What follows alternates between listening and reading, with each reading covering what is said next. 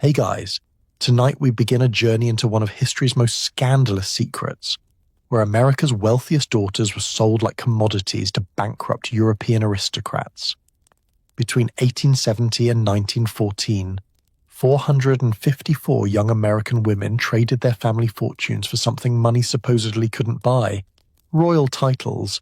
They were called dollar princesses, and tonight you're about to discover why some of them cried on their wedding days, why their fathers threatened to disown them, and how their decisions would literally change the bloodline of British royalty forever. This isn't just about marriage. This is about survival, scandal, and the most expensive love stories ever told. Before we dive into this fascinating tale together, I'd love it if you could hit that subscribe button and give this video a like, but only if it genuinely speaks to you. I really want to know. Where are you watching this from right now? Your bedroom? Maybe it's late at night where you are. Drop a comment below and tell me what time it is in your corner of the world. Now, dim those lights, get comfortable, maybe turn on a fan for that gentle white noise, and let's step back in time together. Picture this. It's 1895. On one side of the Atlantic Ocean, in the grand ballrooms of New York City, young women draped in the finest silk gowns are being paraded like prized horses at an auction. These aren't just any women. These are the daughters of America's industrial titans, railroad magnates, oil barons, steel tycoons, men who built empires from nothing but determination and ruthless ambition. Their names: Vanderbilt, Astor, Leiter, Morgan, names that still echo through American history. But here's the thing that might surprise you. Despite all that wealth, despite those mansions that covered entire city blocks and private railroad cars lined with gold, these families were considered vulgar. New money, not good enough for New York's old society. The Astors looked down their noses at the Vanderbilts. The old Dutch families whispered behind their fans about these nouveau riche upstarts who dared to try to buy their way into respectability. Can you imagine that? You're worth millions, maybe hundreds of millions in today's money, but you can't get invited to the right dinner parties. Your daughter, no matter how beautiful, how educated, how accomplished, is treated like she has some sort of social disease. It's almost funny when you think about it, except it wasn't funny to them. It was devastating. So what do you do when America won't accept you? You look across the ocean to Europe. Now, let's jump across that Atlantic. Picture the English countryside, rolling green hills, ancient oak trees, and there, rising against the grey British sky, stands a magnificent palace. Let's call it something like Blenheim or Chatsworth. Hundreds of rooms, priceless art on every wall, a name that goes back centuries, a family tree that includes kings and queens. Sounds perfect, right? Like something out of a fairy tale? But here's what they don't tell you in those fairy tales. That palace is falling apart. The roof leaks. The heating system broke down decades ago. The family portraits are fading because there's no money to restore them. And the young duke or earl who lives there? He's drowning in debt. His grandfather spent everything on gambling and mistresses. His father lost the rest trying to maintain appearances. And now this generation has inherited a title, a crumbling castle, and absolutely nothing in the bank. The economic crisis hitting British aristocracy in the late 1800s was brutal. Agricultural revenues had collapsed because cheap grain from America and Russia flooded the market. These noble families owned thousands of acres of farmland, sure, but that land wasn't making money anymore. Meanwhile, the costs of maintaining a great estate, they were astronomical. A single weekend house party could cost the equivalent of $50,000 today, and these families were expected to throw house parties constantly. It was part of being nobility. So you have this perfect storm: American families desperate for social legitimacy, and British aristocrats desperate for cold, hard cash. And in between, matchmakers, professional marriage brokers, women with names like Minnie Paget and Consuelo Iznaga, who had already made the journey themselves and now acted as go-betweens for other ambitious mothers. They even published a book, an actual catalogue titled Americans. Think of it like a menu at a restaurant, except instead of ordering pasta, you're shopping for a duke. The book listed recent marriages between Americans and Europeans, along with the names and credentials of eligible bachelors still on the market. Duke of this, Earl of that, Baron of wherever. And beside each name, though never stated explicitly, everyone knew roughly what the price would be. A duke? That could run you $2 to $3 million, and I'm talking 1890s dollars here. In today's money, we're talking about $60 to $80 million for a title, for a name, for the right to be called Your Grace instead of Miss. It sounds insane when you say it out loud, doesn't it? But when you're a father who's conquered American industry, who's built railroads across an entire continent, who's become one of the wealthiest men on earth, and you can't even get your daughter invited to Mrs. Astor's ball, well, suddenly $60 million doesn't seem so crazy. The social season in London became the hunting ground. Every spring, American mothers would descend on London with their daughters in tow, staying at the finest hotels, attending every ball, every garden party, every opera. The girls were presented at court. For a price, of course. Everything had a price. And the young British nobles drowning in debt would show up like wolves circling fresh meat. I want you to understand something. This wasn't romantic. This was business. Cold, calculated business. The marriage negotiations read like corporate merger documents. Lawyers on both sides. Clauses about what happens if the bride dies. Stipulations about annual allowances. Detailed inventories of what jewellery and property the bride would bring. Everything itemized. Everything valued. Everything documented. The American fathers were buying their way into history. They were purchasing centuries-old bloodlines, coats of arms that dated back to medieval times, entrance into a social world that had been closed to them, and the British aristocrats. They were selling the only thing they had left, their names. One historian described it perfectly. He said it was the greatest transfer of wealth from the New World to the Old World since the Spanish conquistadors, except this time, instead of stealing gold from the Americas, Europe was getting it through marriage contracts. An estimated $4 billion in today's money flowed from American bank accounts into British estate accounts between 1870 and 1914. $4 billion. Think about that for a moment. Think about what that money could have built in America. Think about what it did save in England. Countless historic estates that would have crumbled into ruin, art collections that would have been sold off piece by piece, families that would have completely disappeared from history. But here's what really gets me about this whole thing. The girls themselves. What did they think? How did they feel? They were teenagers, most of them. 17, 18, 19 years old. They'd grown up in heated homes with electric lights and modern plumbing. They'd been educated by the finest tutors. They'd travelled the world. They were accomplished, confident young women, and their mothers were selling them to the highest bidder. Some of them went willingly, seduced by the romance of it all. The idea of wearing a tiara, of living in a castle, of being presented to the Queen. It was intoxicating. But others saw exactly what was happening and hated every minute of it. And that's where our story really begins. Because while the economic forces and social pressures explain how this phenomenon happened, they don't tell you what it felt like. They don't show you the human cost, the broken hearts, the disastrous marriages, the young women who found themselves trapped in cold, unwelcoming castles with husbands who openly despised them. But they also don't tell you about the ones who transcended it all, the women who took their circumstances and transformed them into something powerful, the dollar princesses who changed not just their own fates, but the course of history itself. So that's the stage we've set. Two worlds colliding, American ambition meeting European tradition, new money meeting old blood, the Gilded Age meeting the fading glory of aristocracy. And in the middle of it all, these young women, some barely more than girls, whose decisions would echo through generations. In our next chapter, we're going to meet the very first dollar princess, the woman who started it all. Her name was Jenny Jerome, and she was a force of nature. Beautiful, brilliant, and bold, she married into one of England's most prestigious families in 1874. Her father was a Wall Street speculator with a scandalous reputation. Her mother was rumored to have Native American blood, something that made New York society clutch their pearls in horror.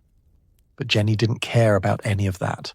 She had her eyes on a young British lord named Randolph Churchill, and the son she would have with him? Well, he'd only go on to become the most important British leader of the 20th century, but that's a story for just a moment from now. So here's what really happened to these grand British estates, and I promise you, the reality is far more dramatic than any period drama could capture. Let me paint you a scene. It's 1873. Lord Pembroke is sitting in his library at one of Britain's most magnificent estates. Outside the window, his tenant farmers are struggling through yet another miserable harvest. Rain has been pouring for weeks. The wheat is rotting in the fields, and Lord Pembroke is staring at a stack of unpaid bills that would make your eyes water. Now you might be thinking, wait, isn't he a lord? Isn't he supposed to be rich? And that's exactly what makes this story so fascinating. Because in the 1870s, something unprecedented happened to the British aristocracy. They went from being the wealthiest class in the world's richest country to essentially broke, almost overnight. Let me give you some numbers that'll blow your mind. Between 1867 and 1898, the price of wheat in Britain dropped from 56 shillings per quarter to just 27 shillings. That's a 50% collapse in 30 years. Imagine if half of your income just vanished. That's what happened to these aristocratic families. But why? What caused this catastrophe? 3 words: American prairie wheat. See, in the 1870s, something revolutionary happened. Railways pushed deep into the American Midwest, opening up millions of acres of incredibly fertile land. And American farmers, using new mechanical reapers, machines that could do the work of 2 men, started producing grain on a scale the world had never seen. They weren't just feeding America anymore, they were flooding international markets. And here's the kicker. Ocean shipping costs plummeted at exactly the same time. In 1873, it cost £37 to ship 1 ton of grain from Chicago to Liverpool. By 1884, £14. The cost got cut by more than half in just 11 years. So suddenly, British aristocrats who owned 50,000 acres of wheat fields found themselves competing with American farmers who had 100,000 acres of more productive land, could harvest it with machines, and could ship it across the Atlantic for pennies. It was economic devastation. The statistics are staggering. Between 1871 and 1900, wheat and flour imports to Britain increased by 90%. Meat imports tripled, yes, tripled, by 300%. Even butter and cheese imports jumped by 110%. British agriculture was being absolutely crushed by foreign competition. And remember, these weren't just any landowners we're talking about. Between 1809 and 1879, 88% of British millionaires were defined as landowners. Land was wealth. Land was power. Land was everything. But then, between 1880 and 1914, that figure collapsed to just 33%. 2/3 of the traditional wealthy class essentially lost their fortunes in a single generation. Have you ever felt like the ground was shifting beneath your feet? Like everything you thought was stable suddenly wasn't? That's what these aristocratic families experienced. Their entire world was falling apart. Estate rents fell by 26% between the mid-1870s and mid-1890s. The amount of land under cultivation dropped by 19%, meaning huge swaths of farmland were literally abandoned because farming it was no longer profitable. Tenant farmers couldn't pay their rent. Some went bankrupt. Others just walked away. And the aristocrats, they still had these massive estates to maintain. Let me tell you what that actually meant. Take Blenheim Palace, for example. The palace that the Duke of Marlborough would later save with Consuelo Vanderbilt's money. 300 rooms, countless servants, a heating system that barely worked and cost a fortune to run, art collections that needed constant preservation, roofs that leaked, stone walls that crumbled, gardens that required armies of gardeners, One historian calculated that hosting a royal party for just a weekend could cost the modern equivalent of $50,000, and these families were expected to do this regularly. It was part of maintaining their social position. But there was no money coming in anymore. The farms weren't generating income. Many aristocrats had no other skills, no business training, no way to earn money like a normal person would. They'd been raised to manage estates and attend parliament, not to work. Oscar Wilde captured this perfectly in 1895. One of his characters says, "Land has ceased to be either a profit or a pleasure. It gives one position and prevents one from keeping it up. That's all that can be said about land. It gives you position, but prevents you from keeping it up." Think about that for a second. These people had prestigious titles, historic names, belonged to the most exclusive social club in the world, and they were going bankrupt trying to maintain the appearance of wealth they no longer possessed. Some aristocrats tried to adapt. They converted wheat fields to pasture. They focused on dairy farming. Milk was one of the few agricultural products that still made money because it had to be fresh and couldn't be imported easily. Some turned their estates into sporting grounds and charged wealthy businessmen to come hunt pheasants and foxes. But for most of them, these measures weren't enough. The debt kept mounting, the maintenance costs kept climbing, and the social expectations remained exactly the same. They still had to maintain appearances, still had to host parties, still had to dress impeccably, still had to act like nothing was wrong. Can you imagine the pressure? Walking around in silk and velvet, living in a palace, and knowing that you're one bad season away from complete financial ruin. The Duke of Bedford wrote in 1897, and I love this quote because it's so brutally honest. He said, "It is strange that a catastrophe which was no longer merely impending but had actually taken place should have been regarded by those best able to judge as a passing cloud." A passing cloud. They kept hoping it would get better. They kept thinking the old world would somehow come back, that grain prices would recover, that American competition would fade, that things would go back to the way they had always been. But it never did. And that's when they started looking across the Atlantic Ocean with new eyes. Those American families they'd always looked down on, those nouveau riche industrialists with their gaudy wealth and lack of pedigree, suddenly they looked very, very attractive. Because while British agriculture was collapsing, American industry was exploding. The men who built the railroads, who controlled the oil fields, who owned the steel mills, they were becoming richer than anyone in history. And their daughters, well, their daughters came with dowries that could save a crumbling estate.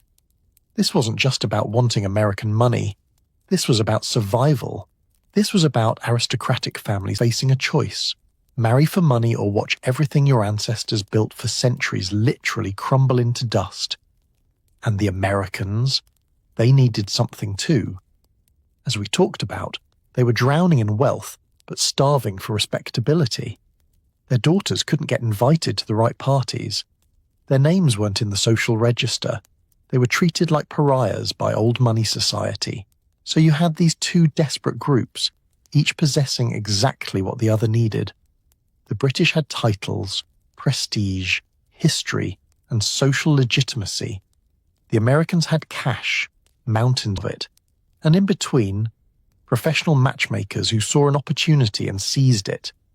This is where our story starts to shift from economics to human drama, because we're about to meet some of these matchmakers, the women who turned transatlantic marriage into a business, who compiled lists of eligible bachelors like they were items for sale, who charged fees for introductions and took commissions on successful marriages. And then we'll meet the young women themselves, the dollar princesses. Some went willingly, dreaming of tiaras and castles. Others were dragged to the altar in tears. But all of them were about to discover that buying a title was one thing. Living with the consequences was something else entirely. There's a moment in August 1873 that changed the course of history. Though nobody knew it at the time, the Isle of Wight, a regatta ball aboard the HMS Ariadne, the air thick with perfume and champagne. And there, among hundreds of Britain's elite, a 19-year-old American girl named Jenny Jerome stood out like a flame in the darkness. One admirer would later say there was more of the panther than of the woman in her look. What a description, right? Not delicate, not demure, a panther. This wasn't a woman who would fade into the background. And standing across that glittering ballroom was Lord Randolph Churchill, 24 years old, third son of the Duke of Marlborough, with popping eyes, a walrus moustache, and absolutely no money to his name. Third sons didn't inherit titles or estates. They inherited debts and expectations and not much else. Their eyes met. And if you believe the accounts, and honestly I do, it was one of those rare moments of genuine earth-shattering attraction. The kind that doesn't make sense on paper, but feels inevitable in the moment. 3 days later, Randolph proposed. 3 days. Can you imagine? You meet someone at a party and 72 hours later you're engaged. Your family would lose their minds, right? Well, Jenny's family absolutely did. And so did Randolph's. Because here's what you need to understand about Jenny Jerome. She was everything British aristocracy had been taught to despise. Her father, Leonard Jerome, was what they called a Wall Street speculator, which is polite language for a gambler who made and lost fortunes with alarming regularity. He had been nicknamed the King of Wall Street, but not in a good way. The man was notorious for his affairs, his racehorses, and his willingness to bet on absolutely anything. And Jenny's mother. Rumour had it, and this was the scandal that really got tongues wagging, that she had Iroquois ancestry, Native American blood. In 1870s New York high society, this was considered social poison. The old Knickerbocker families wouldn't receive the Jeromes. Doors slammed in their faces at every turn. So the Jeromes did what wealthy, rejected Americans did. They moved to Paris, then London, and suddenly, Jenny, this American girl with a scandalous pedigree, found herself mingling with actual royalty. In fact, before she ever met Randolph, Jenny had caught the attention of someone even more important, the Prince of Wales himself, the future King Edward VII. And according to multiple sources, they began an affair that lasted about 2 years. Yes, you heard that right. Before she was even married, teenage Jenny Jerome was conducting an affair with the heir to the British throne. That's the level of confidence and audacity we're talking about here. When the Prince of Wales introduced Jenny to Lord Randolph at that regatta ball, it was likely a calculated move. The prince supported the match. He wanted to see his charming American friend married into one of Britain's greatest families. But Lord Randolph's family, they were absolutely horrified. The Duke of Marlborough, Randolph's father, saw Jenny as everything wrong with modern society. American, nouveau riche, questionable ancestry. And worst of all, her father's fortune was notoriously unstable. What if Leonard Jerome lost everything tomorrow? Then they'd be stuck with this American girl and no money to show for it. For months, the engagement hung in limbo. The families negotiated through lawyers like it was a corporate merger, not a marriage. And it got ugly. Really ugly. Leonard Jerome, despite his reputation as a rake, actually loved his daughter. And he insisted on something radical. Jenny would keep control of £1,000 a year as her own personal allowance, her own money, that she could spend without asking her husband's permission. The Duke was scandalised. This simply wasn't done.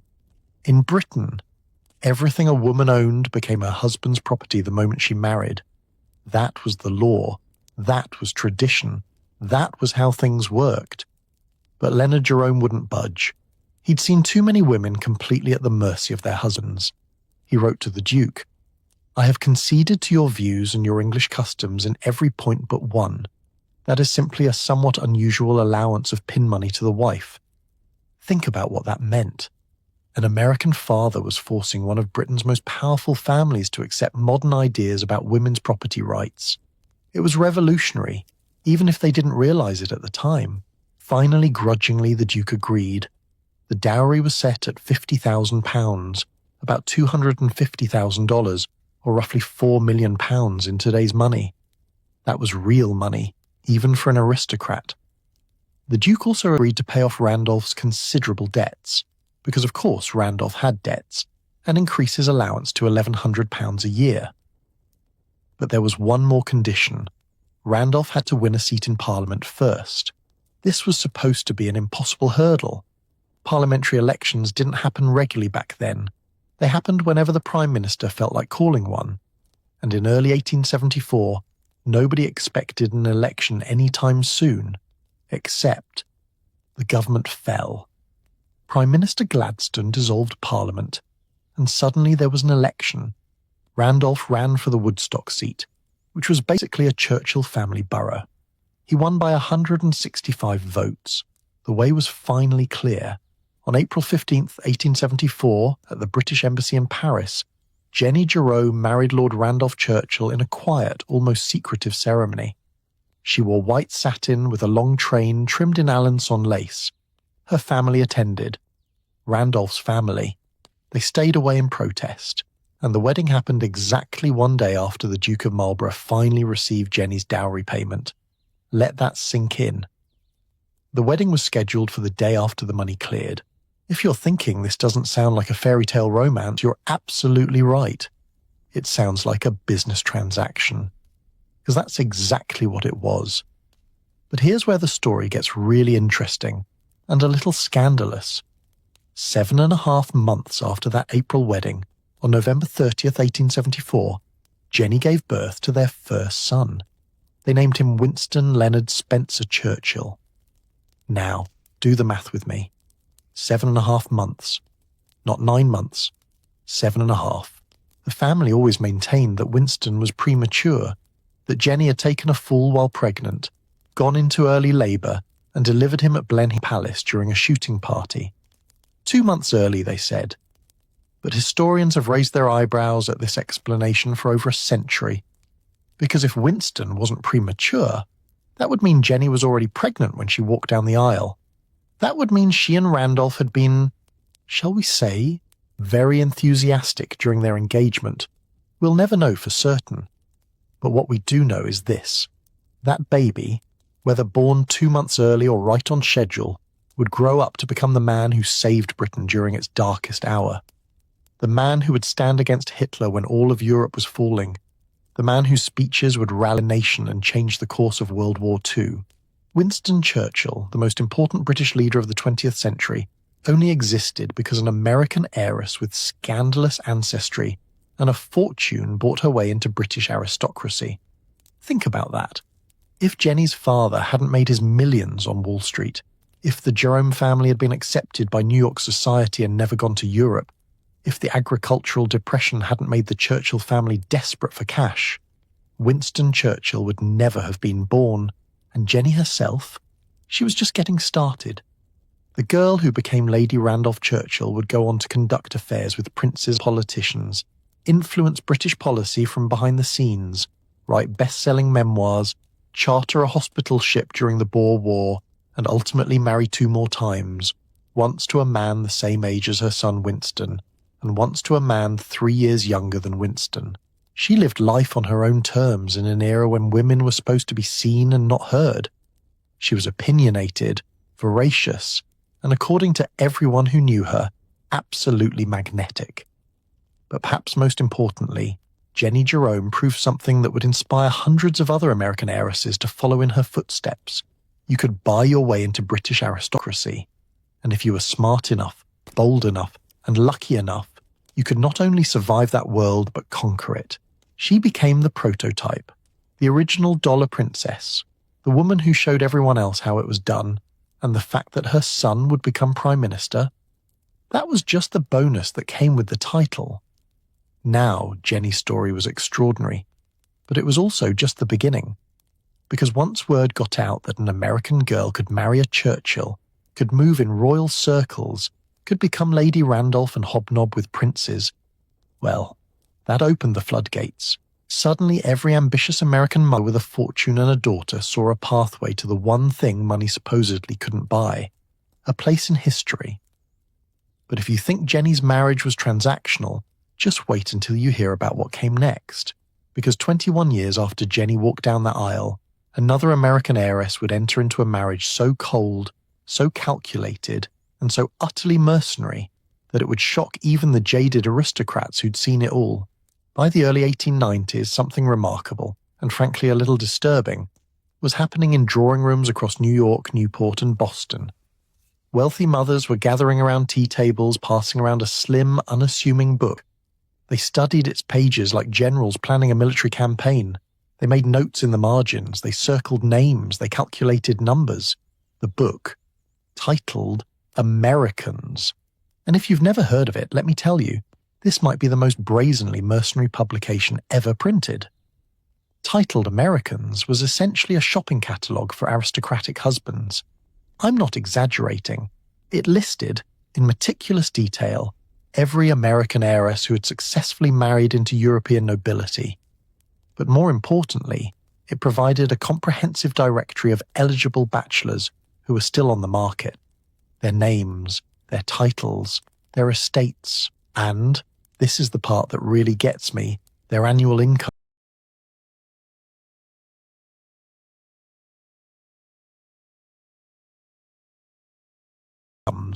Everything you needed to know to make an informed purchase decision, laid out in neat columns like you were buying livestock. Actually, that's not quite fair. Livestock catalogues probably had less detailed financial information. The book even included essays with titles like Why English Noblemen Seek American Brides, as if this needed explanation, and helpful comparisons between American and English girls. One passage I find absolutely hilarious reads, "The American girl comes along prettier than her English sister, dazzling and audacious, and she is a revelation to the Englishman." Dazzling and audacious. That's code for she knows her worth and isn't afraid to negotiate. Can you imagine flipping through this book with your mother, running your finger down the page, stopping at Earl of Westmeath, young, estate in Ireland, income, and your mother leaning over saying, "Now that one looks promising, dear." It's like Tinder, except instead of swiping right, you booked passage on a steamship to London for the social season. And before you think this was some underground shameful thing that people didn't talk about, oh no, this book was published openly, updated regularly. By 1915, it was tracking 454 successful marriages between American heiresses and European aristocrats. 454 women whose families essentially said, "We can't buy our way into the social register here, so we'll buy a title overseas." Let me break down those numbers for you, because they're fascinating. Of those 454 marriages, 136 women married earls or counts, 42 married princes, 33 married marquises, 19 married viscounts, and here's the crown jewel, 17 women married dukes, 17 American duchesses. Do you know how rare dukes are? There are only about 30 dukedoms in the entire British peerage, and American heiresses managed to snag 17 of them within a 40-year period. That's over half the available stock. But titled Americans wasn't working alone. Oh no. There was an entire ecosystem of professional matchmakers who turned transatlantic marriage into big business. These weren't sweet elderly ladies playing Cupid for fun. These were shrewd businesswomen who understood exactly what was happening and positioned themselves to profit from it. Take Minnie Paget, for example. American-born herself, Minnie had married a British aristocrat and become a prominent London hostess. She knew everyone. She attended the right parties. She had the Prince of Wales on speed dial. Well, the 1890s equivalent of speed dial. And she used that access to become the ultimate marriage broker. Minnie would identify which American heiresses were coming to London for the season. She'd assess their fortunes, discreetly of course. Then she'd match them with appropriate aristocrats based on a very specific formula. The size of the girl's dowry should roughly correspond to the prestige of the title and the financial desperation of the family. A viscount with moderate debts? Maybe $100,000 would do it. A duke with a crumbling palace? You're looking at 2 to 3 million minimum. She didn't charge the girls directly, that would have been vulgar.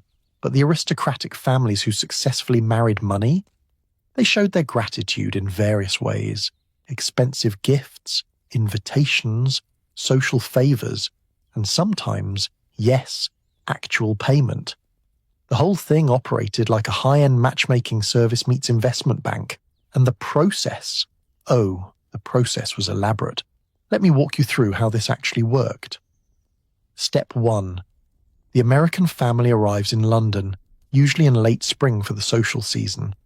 They rent a townhouse in Mayfair or Belgravia, nothing but the best addresses. They hire servants. They order wardrobes from the finest dressmakers. This is all investment, you understand. You have to look wealthy to attract the right kind of attention. Step 2. Presentation at court. This was crucial.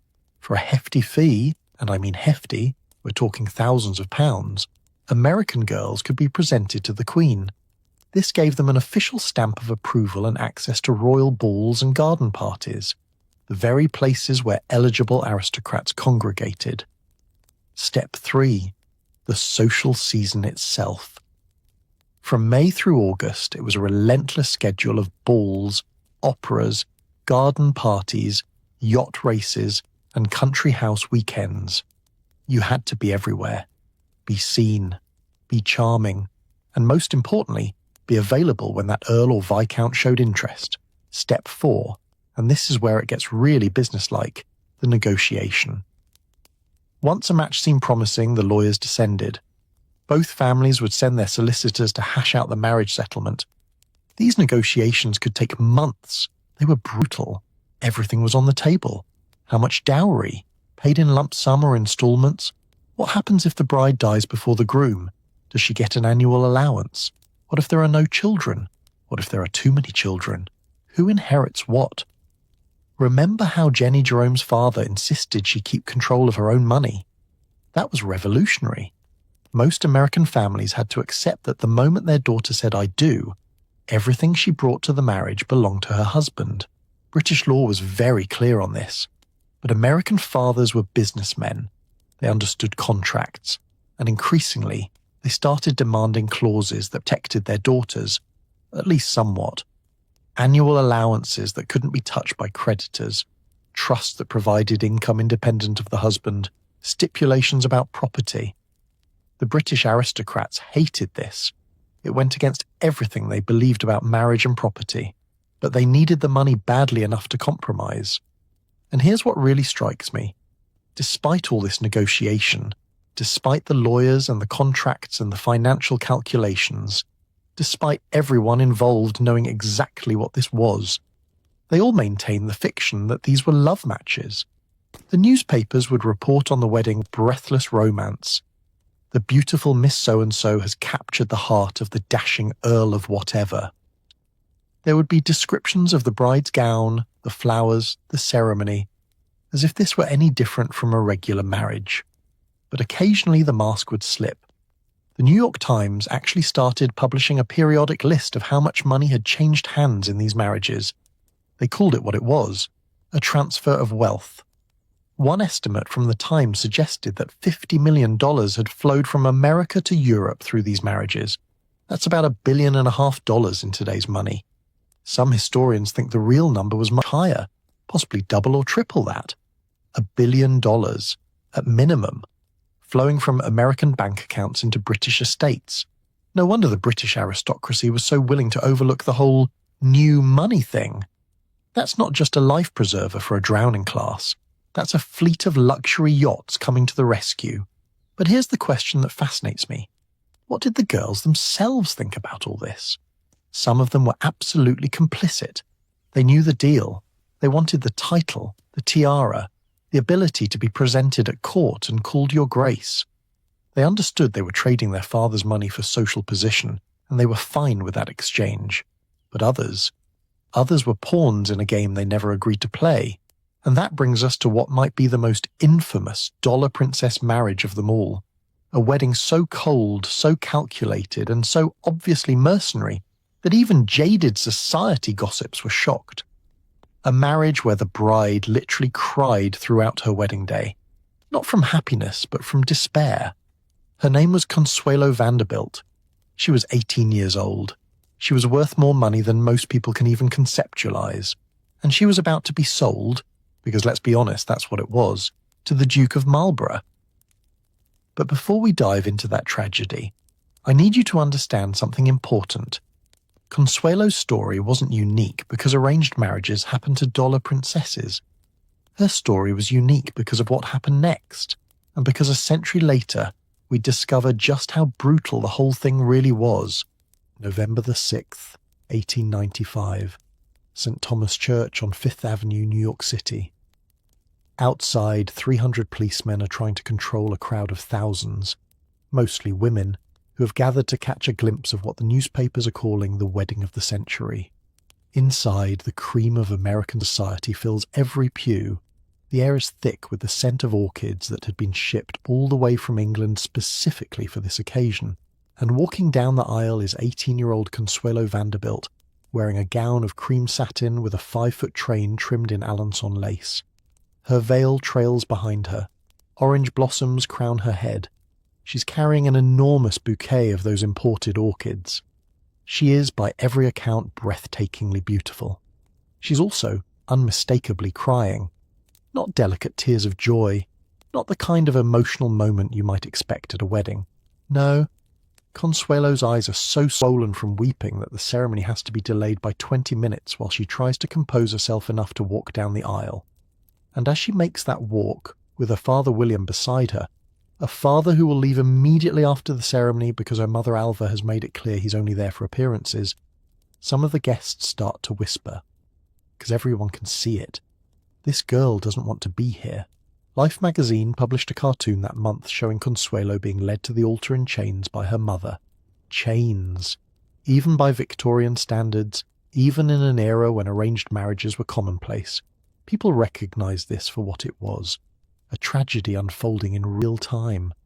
So how did we get here? How did one of the wealthiest, most beautiful young women in America end up sobbing her way through her own wedding? Let me take you back a bit. Consuelo Vanderbilt was born in 1877 into a level of wealth that most people literally cannot comprehend. Her grandfather was Cornelius Vanderbilt, the man who built a railroad empire. By the time Consuelo was born, the Vanderbilt fortune was estimated at over $200 million. That's roughly $70 billion in today's money. But all that money couldn't protect her from her mother. Alva Vanderbilt was, how do I put this gently?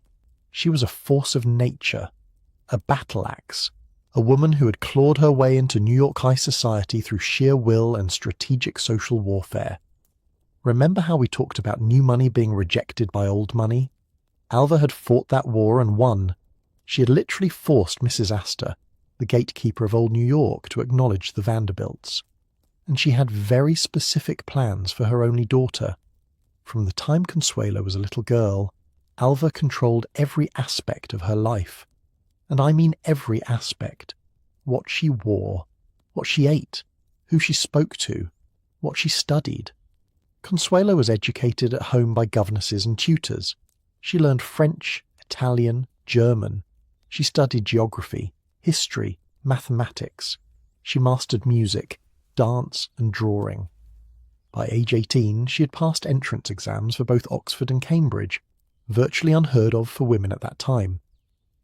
But here's the part that makes my skin crawl. Alva forced Consuelo to wear a steel rod strapped to her back and shoulders to improve her posture. A literal steel rod. For hours every day. To make sure she stood properly straight, with that long, elegant neck that would become famous in portraits. And if Consuelo disobeyed even slightly, Alva would whip her with a riding crop. When teenage Consuelo once dared to question her mother's choice of clothing for her, Alva's response was chilling. I do the thinking. You do as you're told. Can you imagine growing up like that? All that money, all that privilege, and absolutely zero freedom. But despite everything, or perhaps because of everything, Consuelo grew into a stunning young woman. Tall, slender, with dark eyes and delicate features. The playwright J.M. Barrie once said, I would stand all day in the street to see Consuelo get into her carriage. By age 17, she'd had 5 marriage proposals from wealthy European bachelors. 5. But Consuelo had already fallen in love. His name was Winthrop Rutherford, and he was everything her mother wasn't looking for. He was American. He had an impeccable pedigree. He was part of old New York, one of the 400 elite families. He was handsome, charming, and genuinely in love with Consuelo. They became secretly engaged. And when Alva found out, all hell broke loose. See, 1895 was a critical year for Alva. She had just divorced Consuelo's father in a scandal that rocked New York society. Divorce was social suicide for women in that era, even when everyone knew the husband had been flagrantly unfaithful. And Alva had taken a lover, a man named Oliver Belmont, which made things even worse. Alva needed something to restore her social position, something spectacular, something that would make New York society forget all about her divorce and remember only her triumph. She needed her daughter to become a duchess. Enter Charles Spencer Churchill, the 9th Duke of Marlborough, cousin to Winston Churchill, 23 years old, owner of Blenheim Palace, and absolutely, completely broke. Blenheim Palace, you know, that massive, magnificent estate we talked about earlier, was crumbling.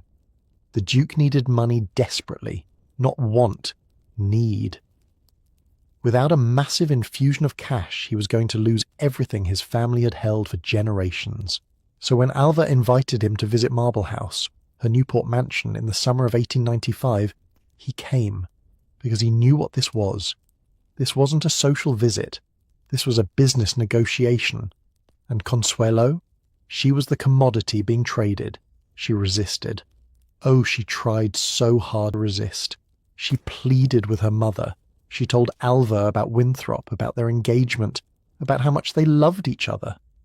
Alva's response was to intercept all of Consuelo's mail, to forbid Winthrop from entering the house, and when Consuelo threatened to elope, Alva locked her daughter in her room. According to Consuelo's later memoir, her mother told her, and I'm not making this up, that she would have Winthrop murdered if Consuelo didn't comply. But the masterstroke, the thing that finally broke Consuelo's will, was when Alva claimed she was dying. She told Consuelo that the stress of her daughter's disobedience was killing her, that she was literally at death's door, that if Consuelo didn't marry the Duke, she would have her mother's death on her conscience. Consuelo was 18 years old. She gave in. Years later, Consuelo wrote, "I considered I had a right to choose my own husband. These words, the bravest I have ever uttered, brought down a frightful storm of protest. I suffered every searing reproach, heard every possible invective hurled at the man I love." The engagement was announced.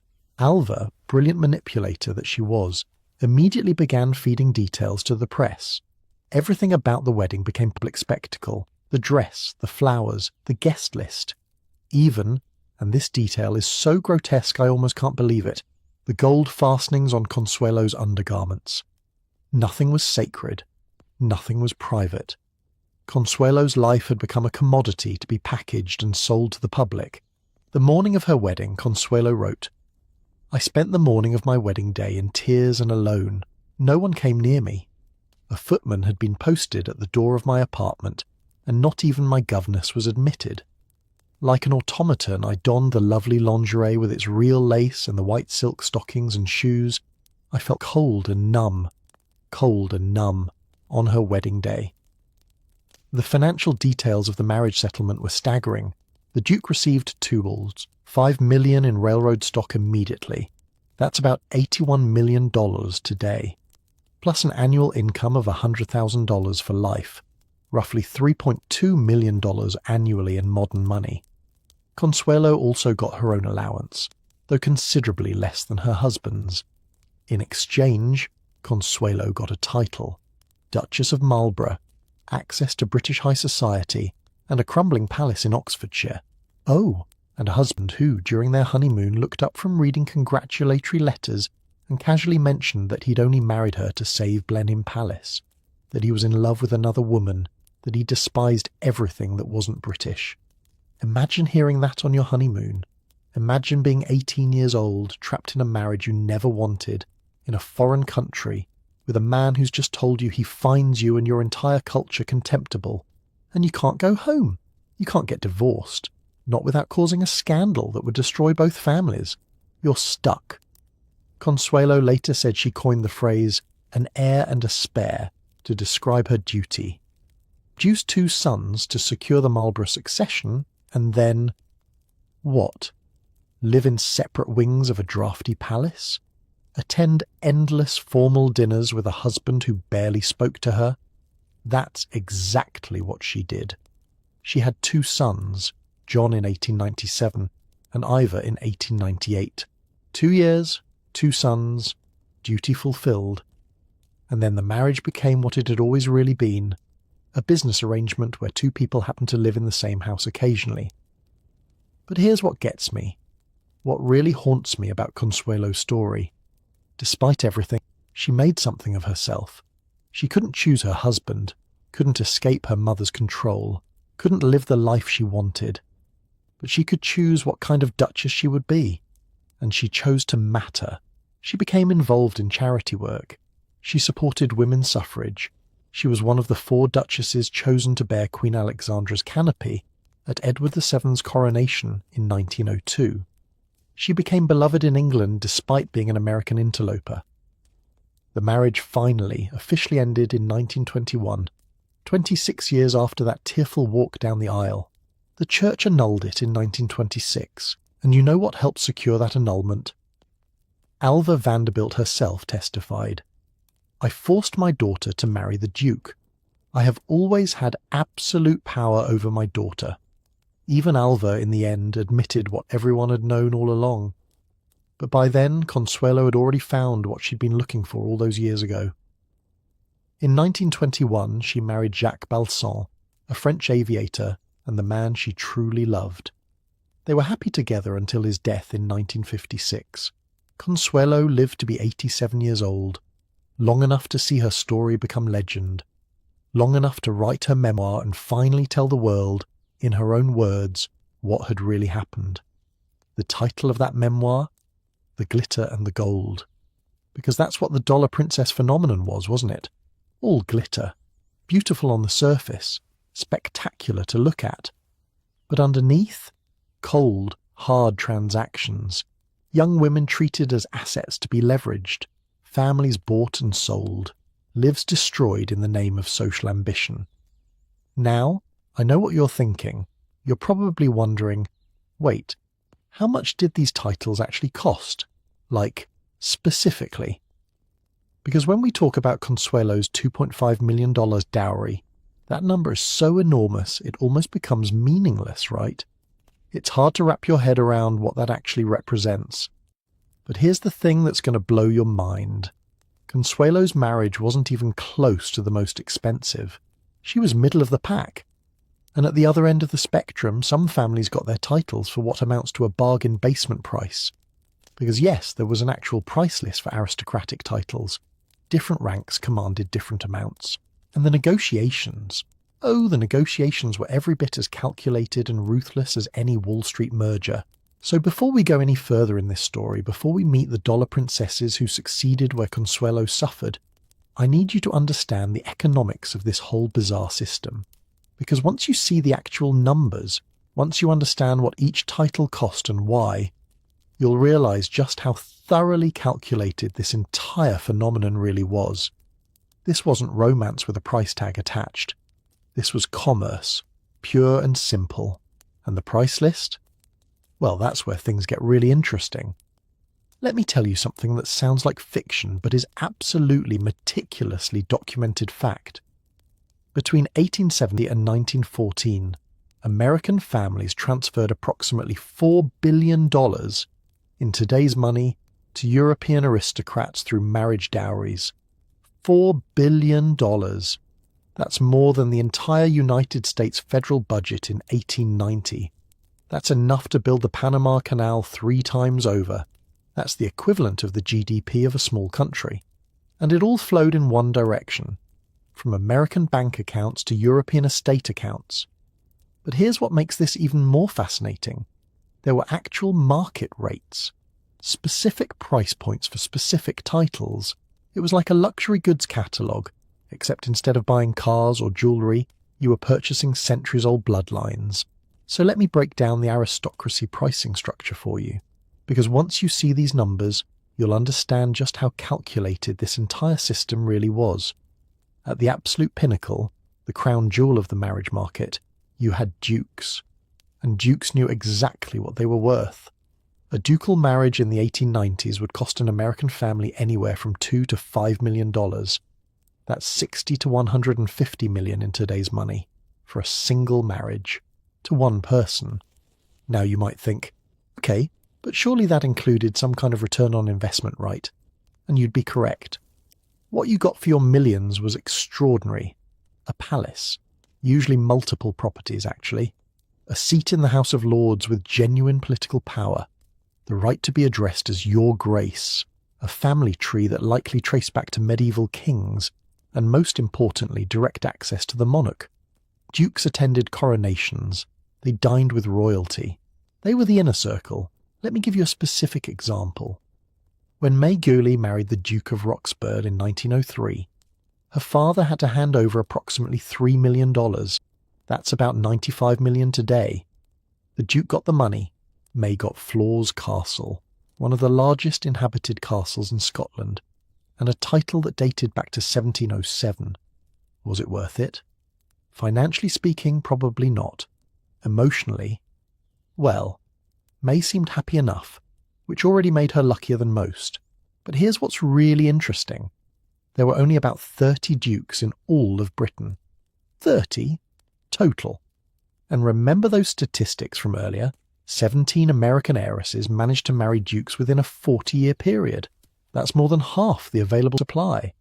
Think about what that means. If you were a British duke in 1900 and you weren't already married, there was a better than 50-50 chance you'd end up with an American wife. The aristocracy didn't just tolerate American money, they became dependent on it. One step down from dukes, you had marquises. And marquises were, how do I put this, the luxury mid-tier option. A marquis would typically cost between $1 and $3 million. That's 30 to 90 million in today's money. Still an absolutely staggering sum, but you could see the discount. You were saving maybe 30% compared to a duke. What did you sacrifice for that discount? Well, you'd be called Lady instead of Your Grace. Your husband would be Lord instead of His Grace. You'd have a large estate, but probably not a palace. You'd still attend court functions, but you wouldn't be in the absolute front row. It's like flying business class instead of first class. Still luxurious, still exclusive, but everyone knows you're not quite at the very top. Then you had earls, and this is where the market really opened up, because there were about 200 earls in Britain. More supply meant more competitive pricing. An earl could be secured for anywhere from $500,000 to $2 million, 15 to 60 million in modern terms. The range was huge because it depended on factors like how desperate was the earl, how prestigious was his family, how much debt was he carrying, how nice was his estate. Some earls were basically running clearance sales. The 8th Earl of Arley, for instance, married an American heiress named Virginia Ryan in 1902. Her dowry, a relatively modest $200,000, about $6 million today. Why so cheap? Because the Earl was deeply in debt. His Scottish castle was literally falling apart, and frankly, he was grateful for whatever he could get. But compare that to the Earl of Craven, who in 1893 married Cornelia Martin. Her dowry was a hefty $1.5 million, closer to $45 million today. Why the difference? Better estate, better social connections, less desperate circumstances. He could hold out for a higher price. Can you imagine? Aristocrats literally haggling over their own value in the marriage market. Well, I'm an earl, but I've got significant gambling debts and the roof leaks, so I suppose I can accept a lower offer. Moving down the ladder, you had viscounts and barons. These were the, and I say this with no disrespect, the budget aristocracy options. A viscount might cost you $250,000 to $750,000. A baron could sometimes be had for as little as $100,000, though usually it was more like $200,000 to $500,000. That's 3 to 15 million in today's money, which sounds like a lot until you remember we're comparing it to the $100 million duke prices. These were titles for wealthy but not Vanderbilt wealthy families. Your daughter would still be Lady Something. She'd still get presented at court. She'd still have entree to British society. It just wasn't as impressive at dinner parties. But here's what's darkly hilarious about all of this. These weren't just rough estimates or gentlemen's agreements. These were hard negotiated contracts with teams of lawyers on both sides. The American fathers approached these marriages exactly like corporate mergers. And why wouldn't they? These were the men who'd built railroad empires, controlled oil monopolies, dominated the steel industry. They knew how to structure a deal. A typical marriage settlement would include the initial dowry payment, usually in cash or stocks, an annual allowance for the bride, her pin money, stipulations about what happens if she dies before producing an heir, clauses about property rights and inheritance, and increasingly, protections against the husband gambling away or otherwise losing the money. One negotiation that became somewhat famous involved the marriage of Helena Zimmermann to the Duke of Manchester in 1900. Helena's father, Eugene Zimmermann, was a Cincinnati railway and oil tycoon. The Duke of Manchester was, shall we say, a bit of a disaster financially. He'd already burned through one American wife's fortune, so Zimmermann's lawyers structured the deal brilliantly. The Duke got immediate access to only part of the dowry, about $500,000. The rest, over $2 million, was placed in trust with income paid out annually. The Duke couldn't touch the principal. Ever. If the marriage ended, the money reverted to Helena. The Duke was furious about these terms. He felt insulted.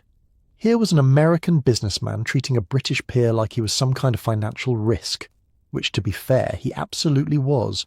But he needed the money badly enough that he signed. And you know what? Within 10 years, the Duke had blown through that initial $500,000 and was desperately trying to break the trust to get at the rest. Thank God for those lawyers. Now, all of these individual transactions were scandalous enough. But by the early 1900s, some Americans started doing the math on the aggregate, and they didn't like what they saw. Journalists began publishing calculations. The New York Times ran articles with headlines like "American Fortunes for Foreign Titles," and kept running tallies of how much money had left the country. Society magazines published lists of the most expensive marriages, ranking them like you'd rank the most expensive real estate sales. And people started to get angry. Not just socially annoyed, actually politically angry. Because this wasn't just about individual families anymore.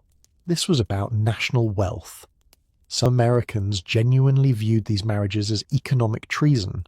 One particularly passionate newspaper editorial in 1907 put it this way: "We have built our fortunes from American earth, American labor, American ingenuity. And now we are shipping that wealth across the Atlantic to prop up a decaying aristocracy that contributes nothing to America's future.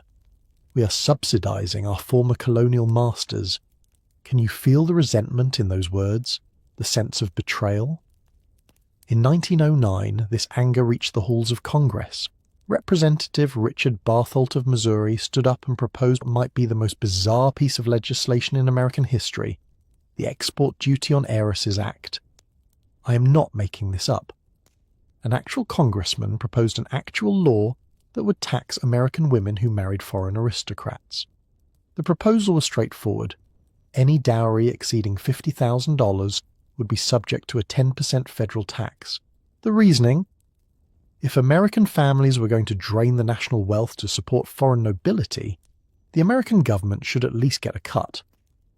Bartholt gave a speech that's worth quoting. He said, "Every year, millions of American dollars are permanently transferred to European coffers through these marriages. This money could build American schools, American hospitals, American infrastructure. Instead, it repairs British castles and pays off French gambling debts. If we tax imports, why not tax this export of capital?" The debate that followed was intense. Some congressmen supported it. They argued it was fundamentally about protecting American interests. Others thought it was government overreach. You can't tax people for who they marry. And some pointed out the obvious. It was probably unconstitutional anyway. The bill never passed. But the fact that it was even proposed tells you how seriously some Americans took this issue. This wasn't just society gossip anymore. This was economics, national policy, a matter of patriotic concern. Some states tried different approaches. New York considered legislation that would make it harder for married women to transfer property out of the country. Pennsylvania debated laws requiring court approval for dowries exceeding certain amounts. None of these passed either, but the debates raged. And on the other side of the Atlantic, the British aristocracy was watching all of this with a mixture of amusement and concern, because the hard truth was they needed this money. Without it, estates would collapse, families would go bankrupt, centuries of heritage would crumble into ruin. One British lord, I wish I could remember which one, the quote is too perfect, supposedly said at a dinner party, "The Americans complain about us taking their money, but what are we really doing? We're preserving Western civilization's cultural heritage. Blenheim Palace, Chatsworth, Warwick Castle, these aren't just houses, they're monuments to human achievement, and American money is saving them for future generations." Which is actually not a terrible argument when you think about it. Many of those estates are now UNESCO World Heritage Sites. Millions of tourists visit them every year, and they exist because American dollars saved them from ruin. But that argument rings a bit hollow when you remember the human cost. The crying brides, the loveless marriages, the young women trapped in foreign countries with husbands who viewed them as walking bank accounts. You can't put a price tag on human happiness. Or maybe you can. Maybe it was exactly $2.5 million for Consuelo Vanderbilt, or $500,000 for another heiress, or whatever their particular dowry happened to be.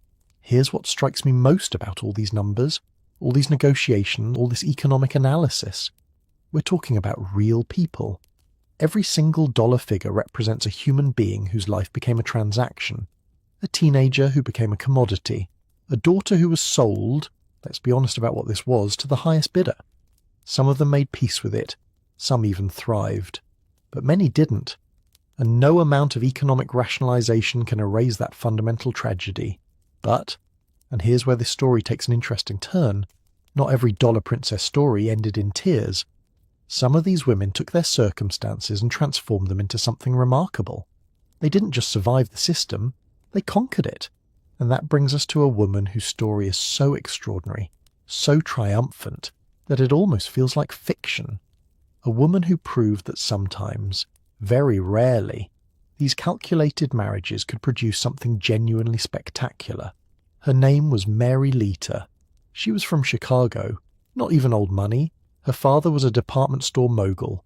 Her dowry was relatively modest by dollar princess standards, but what she achieved, no American woman before or since has ever come close. Because Mary Leiter didn't just become a countess or a duchess, she became the viceroy of India, the second most powerful woman in the entire British Empire, and the story of how a shop owner's daughter from Chicago ended up ruling over 300 million people. Well, that's where we're headed next.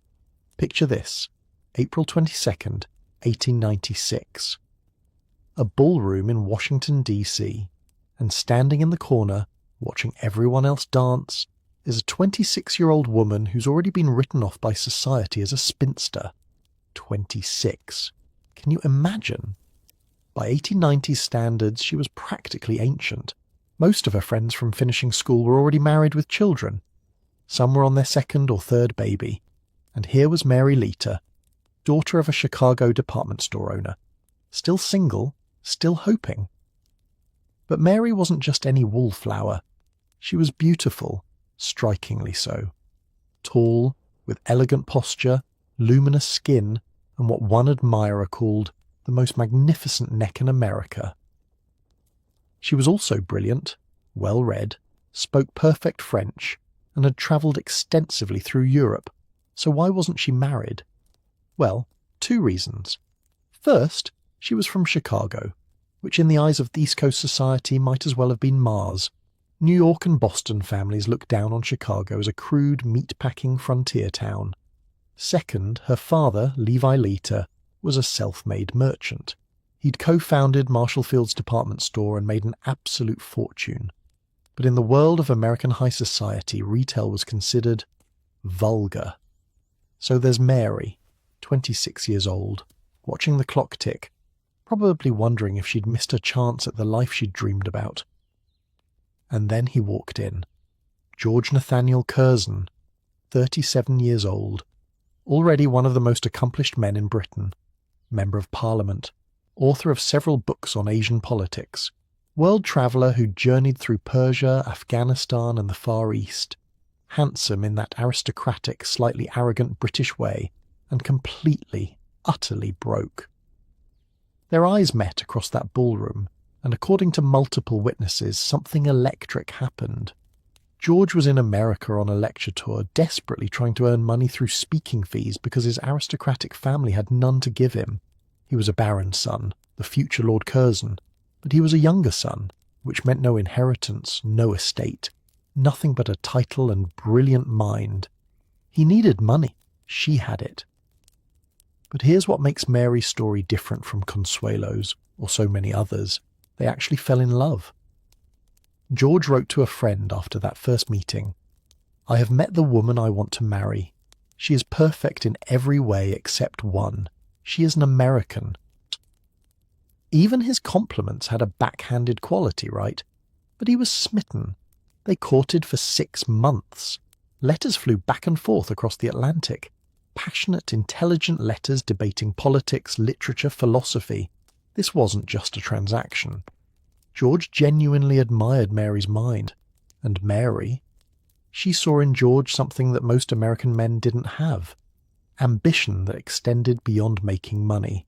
He wanted to shape history. They married in April 1895 in Washington, D.C. Mary's dowry was $200,000, about $6 million in today's money. Remember that number? Compare it to Consuelo Vanderbilt's $2.5 million. Mary brought 12 times less money to her marriage, and yet she would achieve infinitely more. Here's where the story gets extraordinary. 3 years after their wedding in 1898, George Curzon was appointed Viceroy of India, not governor of some minor colony, not ambassador to some small country.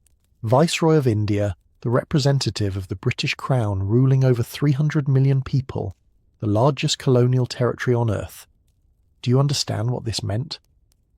At age 39, George Curzon became one of the most powerful men in the British Empire, and Mary became the Viceroy, the First Lady of India, the second most important woman in the entire British Empire, answering only to Queen Victoria herself.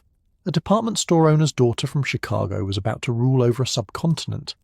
The other dollar princesses? They got titles and estates and the right to be called lady at dinner parties. Mary Lita got an empire. When Mary arrived in Calcutta in January 1899, she was 29 years old. She'd left behind everything familiar: her family, her country, her friends. She was travelling to a land she'd never seen, to fulfill a role that no American woman had ever attempted, and she absolutely dominated it. First, let's talk about the sheer scope of what she'd taken on. The viceregal household employed over 500 servants. The official residence, the viceregal lodge, was essentially a palace.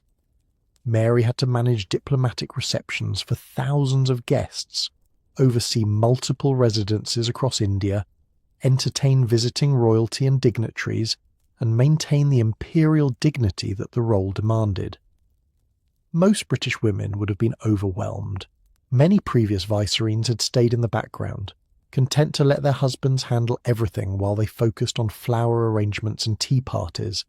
Not Mary. She threw herself into the role with an energy and intelligence that stunned everyone. She learned Hindi and Urdu, not just basic phrases but actual conversational fluency.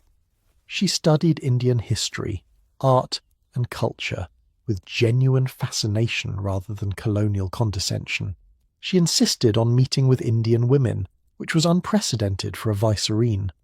One British official wrote in his diary, "Lady Curzon possesses more political acumen than half the men in the Viceroy's Council. She is wasted on ceremonial duties." But Mary excelled at the ceremonial too. Because in 1903, something happened that would make her legendary. The Delhi Durbar.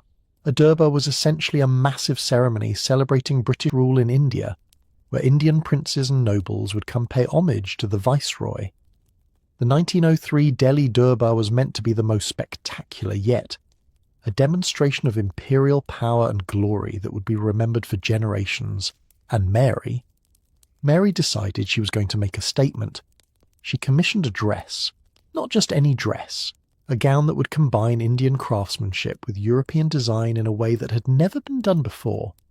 She worked with Indian embroiderers for months, designing every detail herself. The result? The legendary peacock dress. Let me paint this picture for you. A gown made of gold and silver thread, embroidered with elaborate peacock feathers that shimmered with every movement. Emeralds, diamonds, sapphires sewn directly into the fabric. The train alone was several feet long. The whole thing weighed so much that Mary needed help just to stand up in it. When she appeared at the Durbar wearing that dress, there was actual gasping. Indian princes, men who owned palaces full of jewels, were stunned. British officials were speechless. Nobody had ever seen anything like it. One Indian newspaper wrote, "The Viceroy appeared not as a foreign conqueror draped in British splendour, but as an empress who understood and honoured the land she governed." Can you imagine the political genius of that? In one dress, Mary had managed to show respect for Indian culture while asserting British authority. She'd bridged two worlds that were supposed to be separate and hostile. The peacock dress still exists today, by the way. It's in a museum, and even now, over a century later, it's breathtaking. But Mary wasn't just about appearances. She used her position to actually accomplish things. She became a passionate advocate for preserving Indian monuments and art.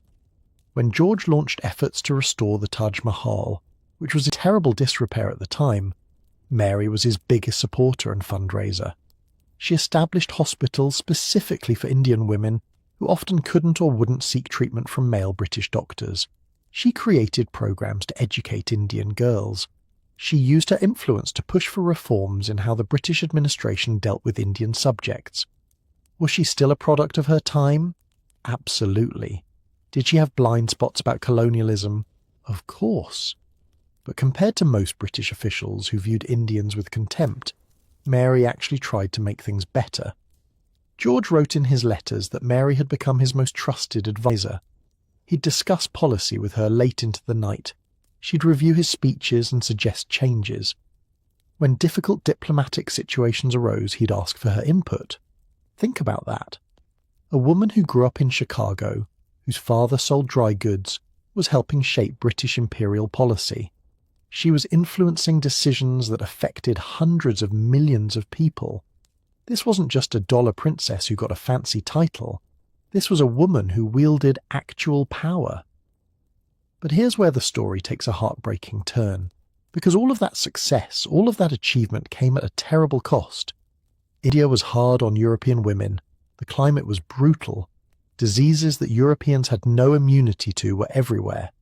Many British women who came to India either left quickly or spent much of their time sick. Mary had 3 daughters in quick succession, born in 1901, 1902 and 1904. Each pregnancy was difficult.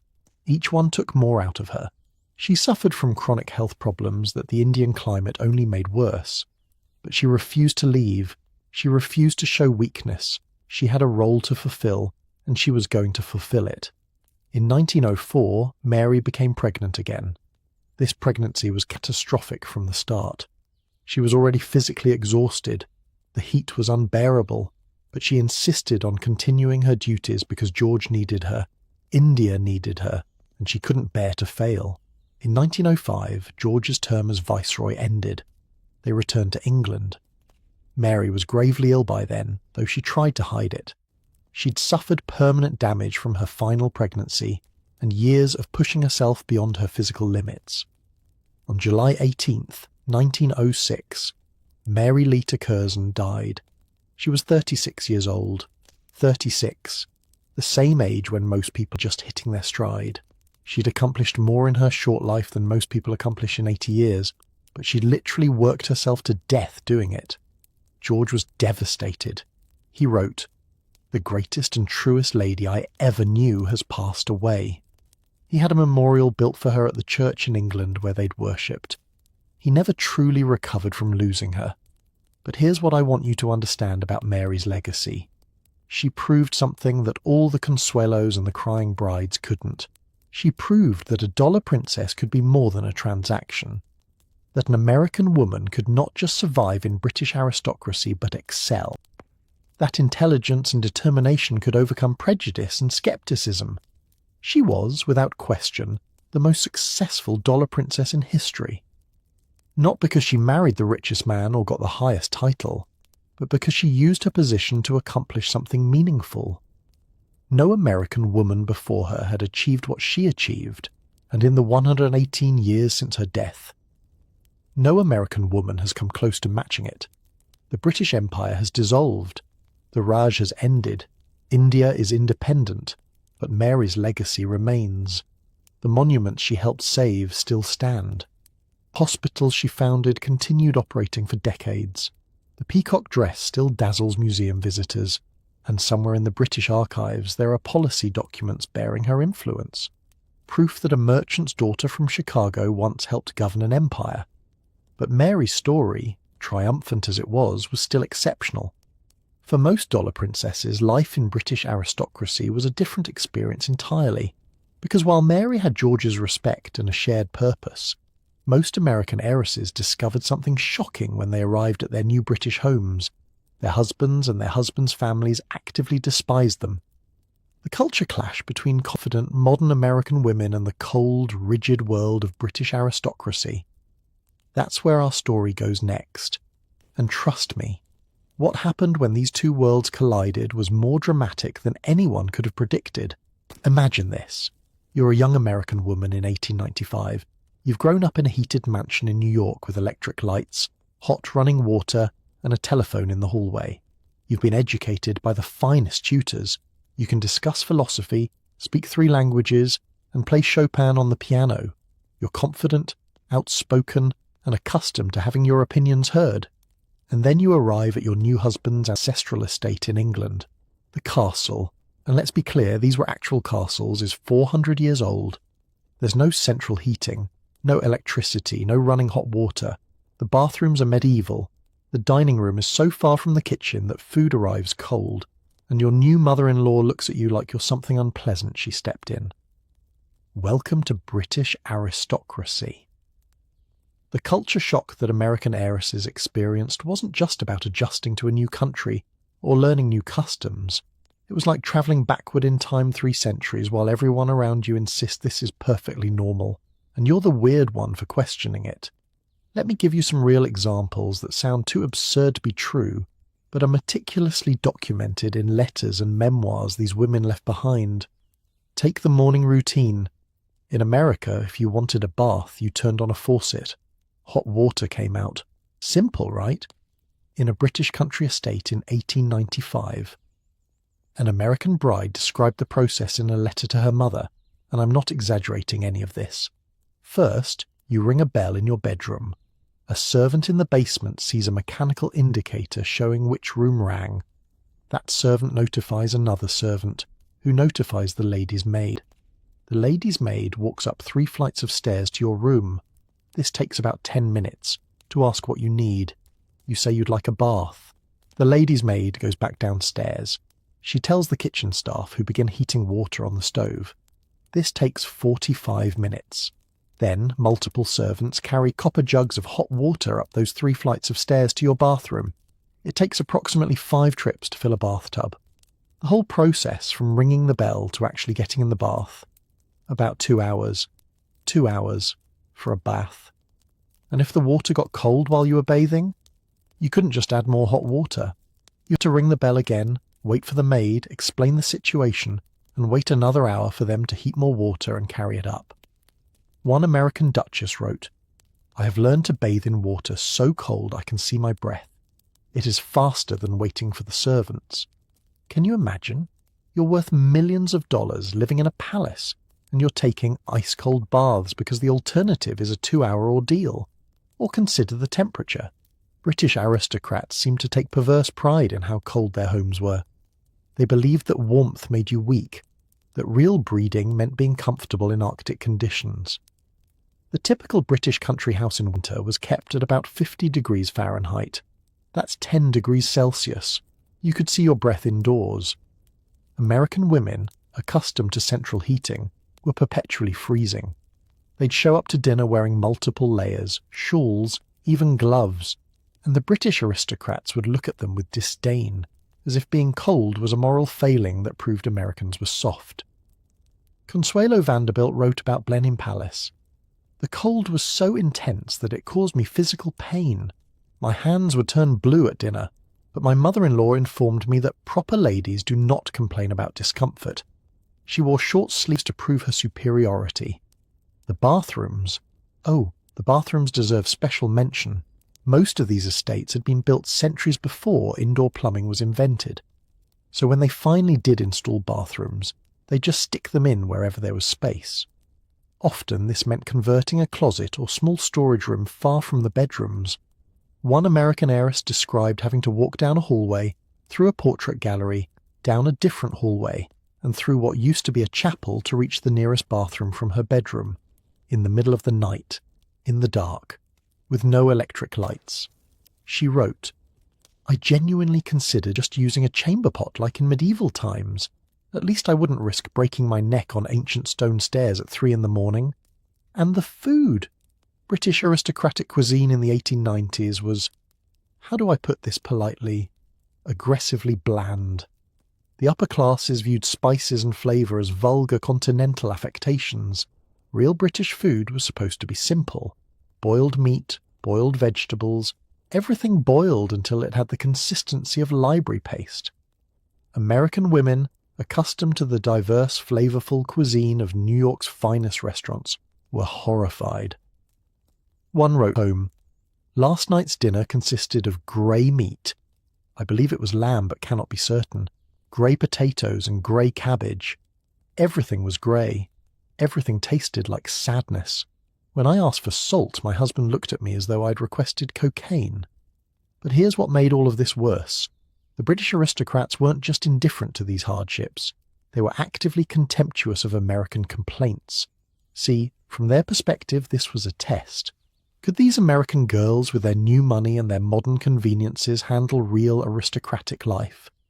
Or would they prove to be the soft, spoiled, vulgar social climbers that British society suspected them to be? Every complaint about the cold was met with, "My grandmother never complained." Every request for more convenient arrangements was dismissed with, "This is how things have always been done."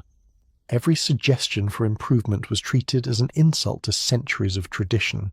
One British Dowager Duchess famously said at a dinner party, and this quote was widely circulated, "American girls come to England expecting to find civilization. Instead, they find breeding. These are not the same thing." Breeding. That was the word they used. Like they were discussing racehorses rather than human beings, and the social rules. The unwritten codes of behaviour that British aristocracy took for granted but never bothered to explain. American women were constantly making mistakes without even knowing it. Speaking before being spoken to by someone of higher rank. Unforgivable. Expressing enthusiasm about anything. Vulgar.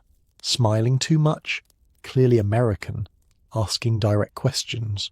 How gauche. Being friendly to servants. Absolutely scandalous.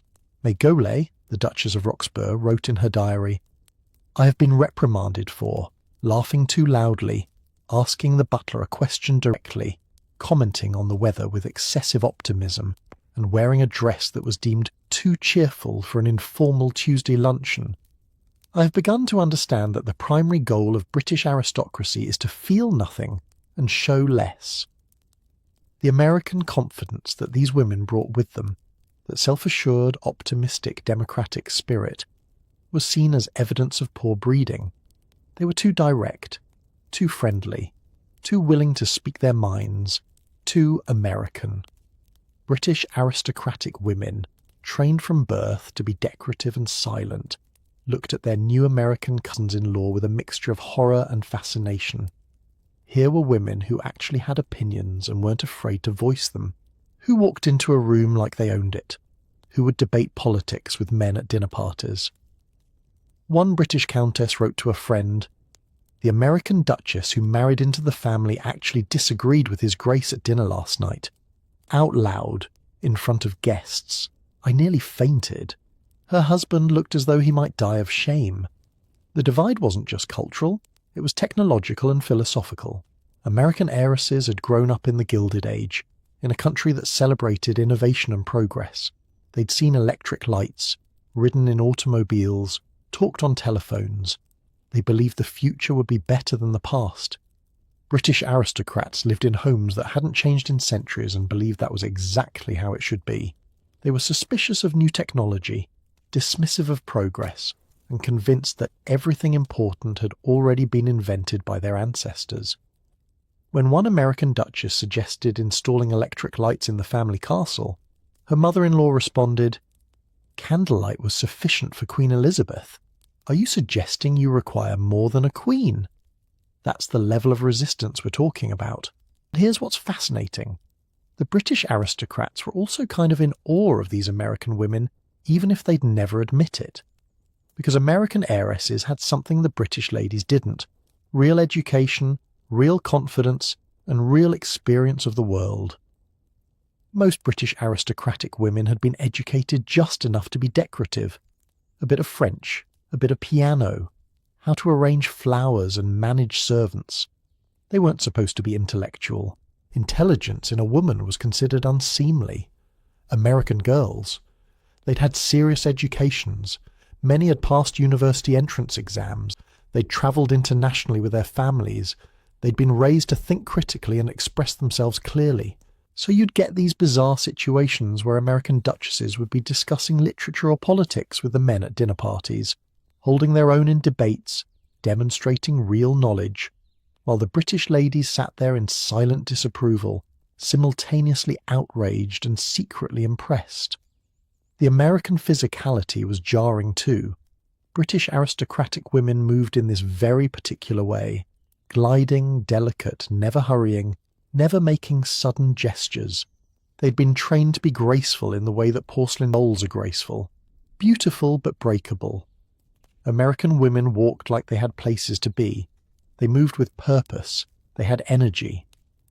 One British lord described an American heiress as having the unfortunate tendency to stride rather than glide. The horror! They also smiled, constantly. American women had this habit of smiling at people, at everyone actually. Servants, tradespeople, random individuals in the street. British aristocrats found this deeply disturbing. You weren't supposed to acknowledge the existence of lower classes except when absolutely necessary. One dowager was overheard saying, "She smiles at the gardener." The gardener, as though he were a person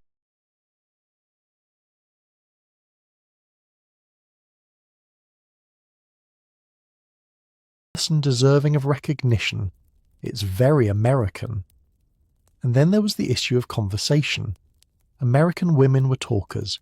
They'd been raised in drawing rooms where spirited discussion was encouraged. They had opinions on everything: politics, art, literature, science. And they'd express those opinions freely. British dinner parties had rules. Ladies didn't discuss politics. They didn't debate. They certainly didn't contradict men. They were supposed to make pleasant small talk about neutral subjects and then leave the men to their cigars and actual conversation. American duchesses would regularly violate these rules, sometimes deliberately, sometimes just because they forgot they were supposed to be silent. And British society never quite knew what to do with them. The thing is, British aristocrats desperately needed these American women and their money, but they resented needing them, and they expressed that resentment through snobbery and petty cruelty. They'd mock American accents, point out etiquette mistakes, constantly remind these women that they were foreign, different, not quite good enough. It was bullying, really, but elevated to an art form and wrapped in the language of tradition and breeding. Yet here's what the British aristocrats didn't count on. American women were resilient. They'd been raised in a country built on the idea that you could change your circumstances, that the future was what you made it. They didn't accept that things had to stay the same forever just because that's how they'd always been. Slowly, gradually, these American heiresses started changing British aristocracy from the inside. They brought in modern plumbing, they installed electricity, they introduced central heating, they made these ancient estates more livable. They also brought American ideas about women's roles, about education, about social responsibility. And whether British society wanted to admit it or not, These dollar princesses were dragging the aristocracy, kicking and screaming into the 20th century. But sometimes the culture clash wasn't just about bathrooms and heating. Sometimes it led to genuine tragedy. Because when you trap young women in foreign countries with hostile in-laws and indifferent husbands, bad things happen. And that brings us to a story that's almost been forgotten by history, but absolutely shouldn't be. Because it involves divorce, gambling, international scandal, and this is the part that will blow your mind, the future Princess Diana. Her great-grandmother was a doll princess whose marriage imploded so spectacularly that it made international headlines. Her name was Frances Work, and what happened to her shows the darker side of what we've been talking about. Here's something that's going to make your jaw drop. When Princess Diana walked down the aisle to marry Prince Charles in 1981, becoming one of the most famous women in the world, she was carrying American blood in her veins. And that American blood came from a dollar princess whose marriage was so disastrous, so financially ruinous, that she literally wrote into her will, "None of my descendants shall ever marry a British citizen again." And yet, her great-grandson did exactly that, and their daughter was Diana. You cannot make this stuff up. Let me take you back to 1880, New York City. And there's a young woman named Frances Ellen Work, everyone called her Fanny, who was about to make what would turn out to be one of the worst decisions in dollar princess history. Fanny Work was different from the other American heiresses we've talked about. She wasn't trying to break into high society. Her father, Frank Work, was a Wall Street financier who'd made an absolute fortune. We're talking about $15 million, which is roughly $450 million today. But here's the thing about Frank Work. He despised aristocracy, hated it. He was a self-made man who believed in American democracy and thought the whole British class system was ridiculous and corrupt. So when his beautiful daughter Fanny announced she'd fallen in love with a charming Irish aristocrat named James Boothby Burke Roche, the heir to Baron Fermoy, Frank Work lost his mind. He told her no, absolutely not. He'd seen what happened to American girls who married British aristocrats. He knew these marriages were transactions, not romances. He forbade the match. Fanny was 20 years old, headstrong, and convinced she was in love. So she did what young women in love have done throughout history. She defied her father and married James anyway. Big mistake. Huge. The wedding took place in 1880 and Fanny brought a dowry of $2.5 million, about $75 million in today's money. Remember that number, because you're about to watch it disappear faster than you'd think possible. James Roche wasn't just an aristocrat. He was what the British politely called a sportsman, which was code for a gambling addict with no impulse control. The warning signs were there from the beginning, but Fanny either didn't see them or chose to ignore them. Their honeymoon should have been her first clue. They went to Monte Carlo, which, if you know anything about Monte Carlo, is basically a giant casino attached to a Mediterranean coastline. And James spent more time at the roulette tables than he did with his new bride. Fanny wrote to a friend, "My husband assures me he has a system for winning at cards. I am beginning to suspect his system is lose consistently until all the money is gone." She tried to make a joke of it, but you can feel the worry creeping into her words. They settled into married life in Ireland on the Fermoy estate. And here's where things went from bad to worse. James Roche gambled. Constantly. Cards, horses, dice, roulette. If you could bet on it, James did. And he lost. Consistently. Within 5 years of their marriage, he'd burned through a significant portion of Fanny's dowry. And I don't mean he invested it poorly or spent it on estate improvements. He literally gambled it away at clubs and racetracks. Fanny had 3 children during this time. Twins, boys born in 1885, and a daughter. She was trying to be a good wife, trying to manage the household, trying to pretend everything was fine. But everything was very much not fine. James was also, according to multiple sources, abusive. Not just verbally, though there was plenty of that, but physically. There are references in letters and legal documents to Fanny appearing with bruises, with injuries she couldn't explain away. And remember, this is the 1880s. Divorce was scandalous. Women who left their husbands were social pariahs.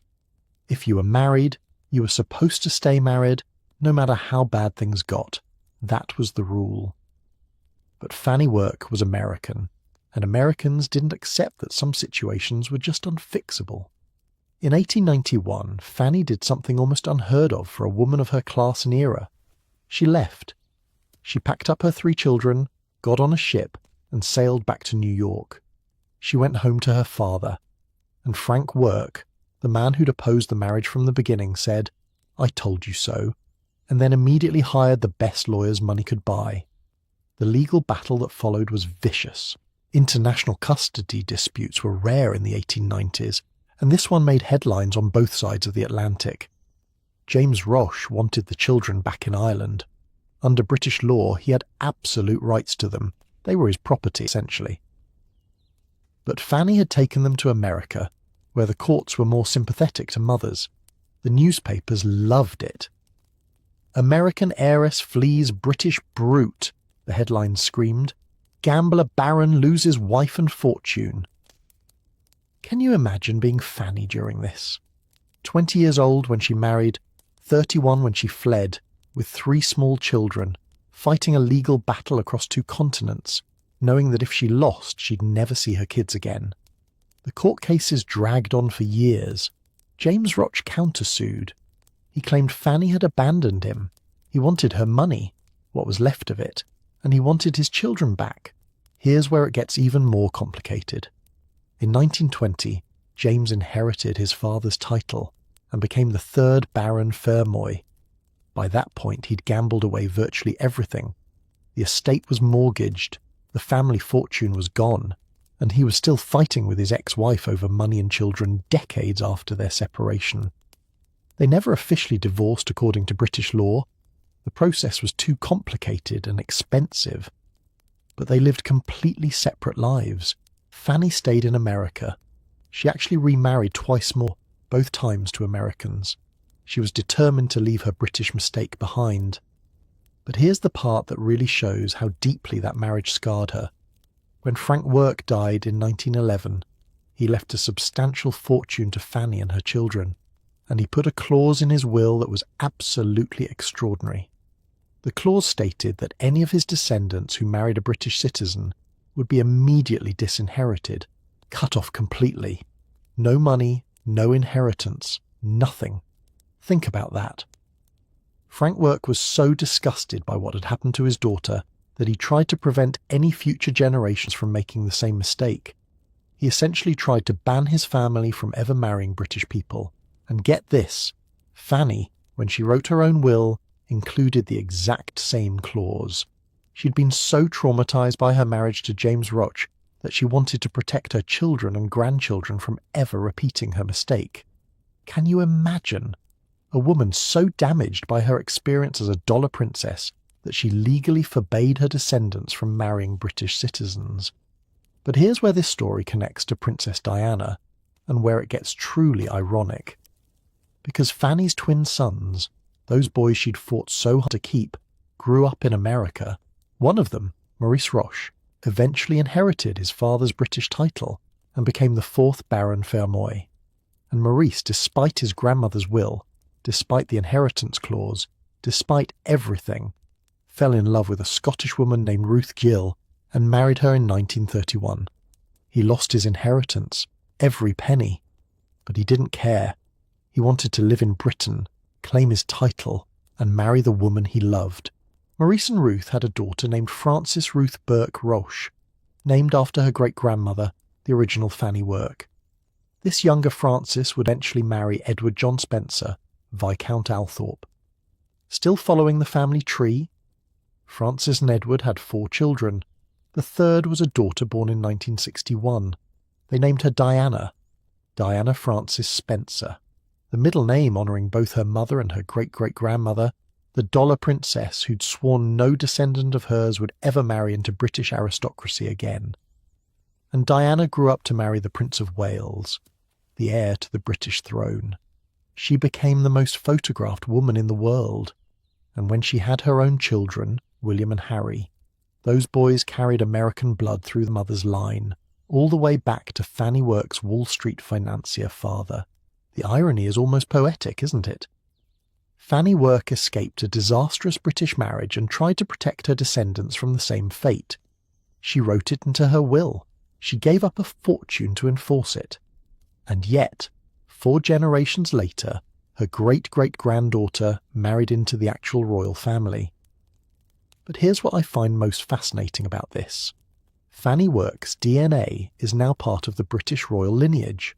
Prince William, the future King of England, has American blood flowing in his veins. When he becomes king, it'll be the first time in British history that the monarch has verified American ancestry. A dollar princess who fled Britain in disgrace, whose marriage was a disaster, who lost her fortune to a gambling addict. That woman's genes are now part of British royalty forever. If Fannie Work could see William and Harry, would she be horrified that her descendants ended up exactly where she'd tried to prevent? Or would she be satisfied knowing that her American blood had literally infiltrated the British establishment at the highest possible level? We'll never know, but I like to think she'd appreciate the irony. Fannie Work died in 1947 at age 87. She lived long enough to see World War II, to see women get the vote, to see the world change in ways she could never have imagined when she married that charming Irish baron back in 1880. She outlived James Roach by 20 years. She outlived most of her children, and she died in New York in America, exactly where she'd wanted to be. Her story isn't as famous as Consuelo's or Mary Lita's. It doesn't have the same grand drama, but in many ways it's more representative of what happened to most dollar princesses. Not spectacular success, not gothic tragedy, just disappointment, waste, a fortune lost to gambling debts and a marriage that should never have happened. And yet, because of that marriage, because of that disaster, Princess Diana existed. One of the most beloved figures of the 20th century. A woman who used her position to advocate for AIDS patients, landmine victims, and the homeless. A woman who changed how the royal family connected with ordinary people. Would Diana have existed without Fannie Work's disastrous marriage? No. Would William and Harry? No. Sometimes the worst decisions lead to unexpected beauty generations later. But Fanny's story also reveals something darker about the dollar princess phenomenon that we need to talk about. Because while we focused on the individual stories, the crying brides, the triumphant vicereines, the gambling husbands, we haven't fully addressed what all these marriages did to British aristocracy as a whole. Because here's the thing, these American women didn't just bring money.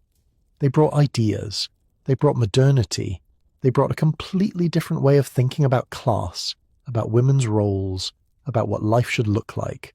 And slowly, methodically, they transformed British aristocracy from the inside out. The British establishment fought back, of course. They resisted every change. But in the end, American money and American attitudes won.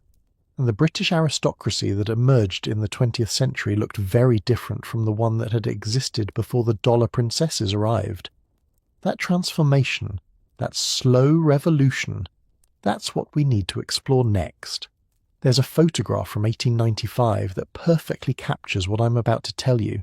It shows Blenheim Palace, that magnificent estate we've talked about, and if you look closely, you can see something shocking.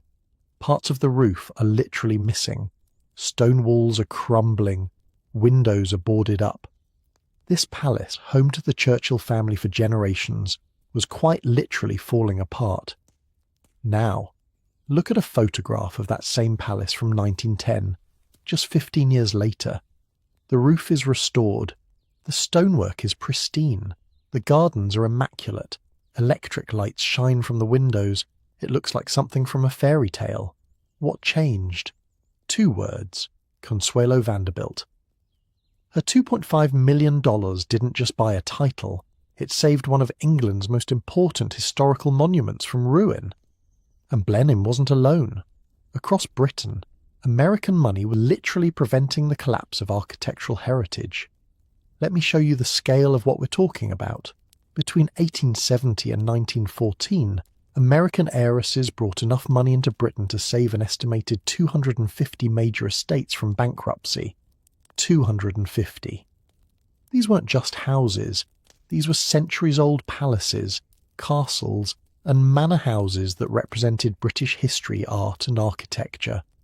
Without that American money, most of them would have been demolished or left to decay. Today, many of these estates are UNESCO World Heritage Sites. Millions of tourists visit them every year. They exist because dollar princesses saved them. Take Chatsworth House, for instance, one of the grandest estates in England, home to the Duke of Devonshire. By 1892, the family was drowning in debt. The agricultural depression had devastated their income. They were seriously considering selling off the art collection, one of the finest private collections in Europe, just to pay the bills. Enter Adele Grant, an American heiress who married the 8th Duke's nephew in 1894. Her money helped stabilize the family finances, but more importantly, she brought American ideas about estate management. She suggested, radical concept, actually opening parts of the house to paying visitors, charging admission, turning the estate into something that could generate its own income. The British aristocrats were horrified. Let commoners walk through their ancestral home for money? How vulgar! How American! But it worked. Chatsworth became one of the first stately homes to successfully operate as a tourist attraction while still being a family residence. Today, it receives over 600,000 visitors annually. That model, the one an American heiress suggested in the 1890s, is now standard practice for nearly every historic estate in Britain. Or look at Inverary Castle in Scotland, the seat of the Duke of Argyll, crumbling, cold, basically uninhabitable by the 1890s. Then the heir married Louise Vanneck, whose mother was American heiress Marie Agassiz. The infusion of American money allowed for comprehensive renovations, not just cosmetic repairs, but actual structural work that saved the building. But here's what makes this interesting. Louise didn't just restore it to its previous state. She installed modern heating, indoor plumbing, and eventually electricity. She made it livable by 20th century standards while preserving its 18th century character, and that pattern repeated across dozens of estates. American money saved the buildings, but American sensibilities modernized them. Let's talk about what actually changed when these American women arrived. Because it wasn't just about writing checks, though that certainly helped. These women brought fundamentally different ideas about how life should be lived. First, the physical infrastructure. Remember how we talked about the cold, the lack of plumbing, the medieval conditions? American heiresses started demanding changes, and when you're bringing millions of dollars, people listen, eventually.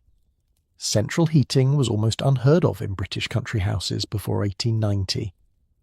By 1914, most major estates that had American duchesses had installed some form of modern heating system, not because the British aristocrats suddenly decided cold was bad, but because American women insisted on it.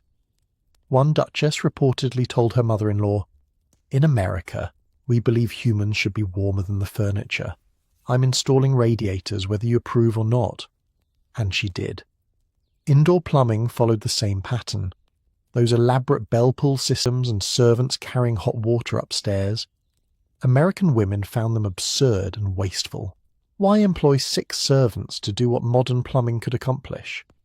Between 1890 and 1910, there was a massive boom in bathroom installations across British estates. Plumbers who specialised in retrofitting old buildings made fortunes, and the demand was driven almost entirely by American wives who refused to live without proper facilities. Electricity was the big one, though. British aristocrats were deeply suspicious of it. They thought it was dangerous, unnatural, and worst of all, associated with commerce and industry. Proper aristocrats used candles and gas lamps like their ancestors had. But American women had grown up with electric lights. They knew it was safer, cleaner, and more practical. And slowly, estate by estate, they convinced their husbands to install electrical systems. Blenheim Palace got electricity in 1901, directly because Consuelo Vanderbilt insisted on it. Chatsworth followed in 1903. Within a decade, most major estates had made the switch, and once they did, they never looked back. Even the most tradition-bound aristocrats had to admit that electric lights were better than candles. Do you see what was happening? American women were dragging British aristocracy kicking and screaming into modernity. But the changes weren't just physical, they were cultural, and this is where things get really interesting. Fashion is a perfect example. When American heiresses started arriving in the 1870s and 1880s, British aristocratic fashion was Victorian, heavily structured, rigidly formal, obsessed with propriety. Women wore corsets so tight they could barely breathe. Multiple layers of heavy fabric. Everything was about restraint and control. American women brought a different aesthetic. They preferred clothes that were slightly looser, more comfortable, more practical. They liked brighter colours, more modern designs, less emphasis on suffering for beauty. At first, British society was scandalised. American fashion was considered gauche, too casual, insufficiently formal. But here's the thing. American women looked good. They moved differently. They seemed more alive, more energetic, and gradually British women started copying them. By the Edwardian era, roughly 1901 to 1910, British aristocratic fashion had transformed. The clothes were lighter, less restrictive, more influenced by American and French styles than traditional British designs. This wasn't coincidental. This was the direct result of American women in British society. Jenny Churchill, remember her, became a fashion icon. She wore clothes that were considered daring by British standards. She set trends, and British aristocratic women followed her lead, even if they'd never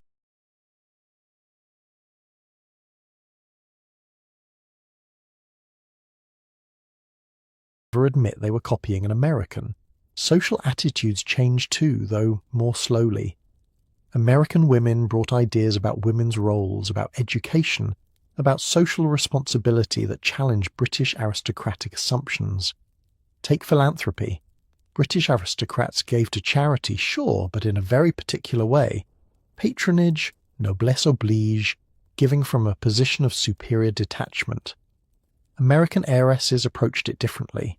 They actually got involved. They visited hospitals and orphanages personally. They served on committees. They rolled up their sleeves and did work. British society found this shocking.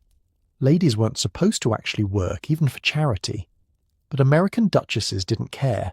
They'd been raised with American Protestant values about doing good works, and they brought those values with them. Consuelo Vanderbilt became deeply involved in housing reform for the poor. Mary Leiter established hospitals in India. Nancy Astor, an American who married into the Astor family and later became the first female member of Parliament, championed women's rights and social reform. These women used their positions and their money to actually try to improve things.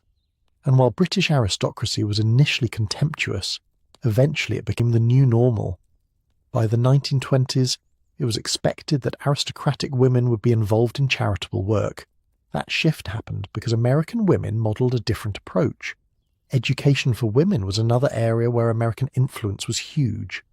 British aristocratic girls were educated just enough to be marriageable. Languages, music, deportment. Serious academic education was considered unnecessary and possibly harmful.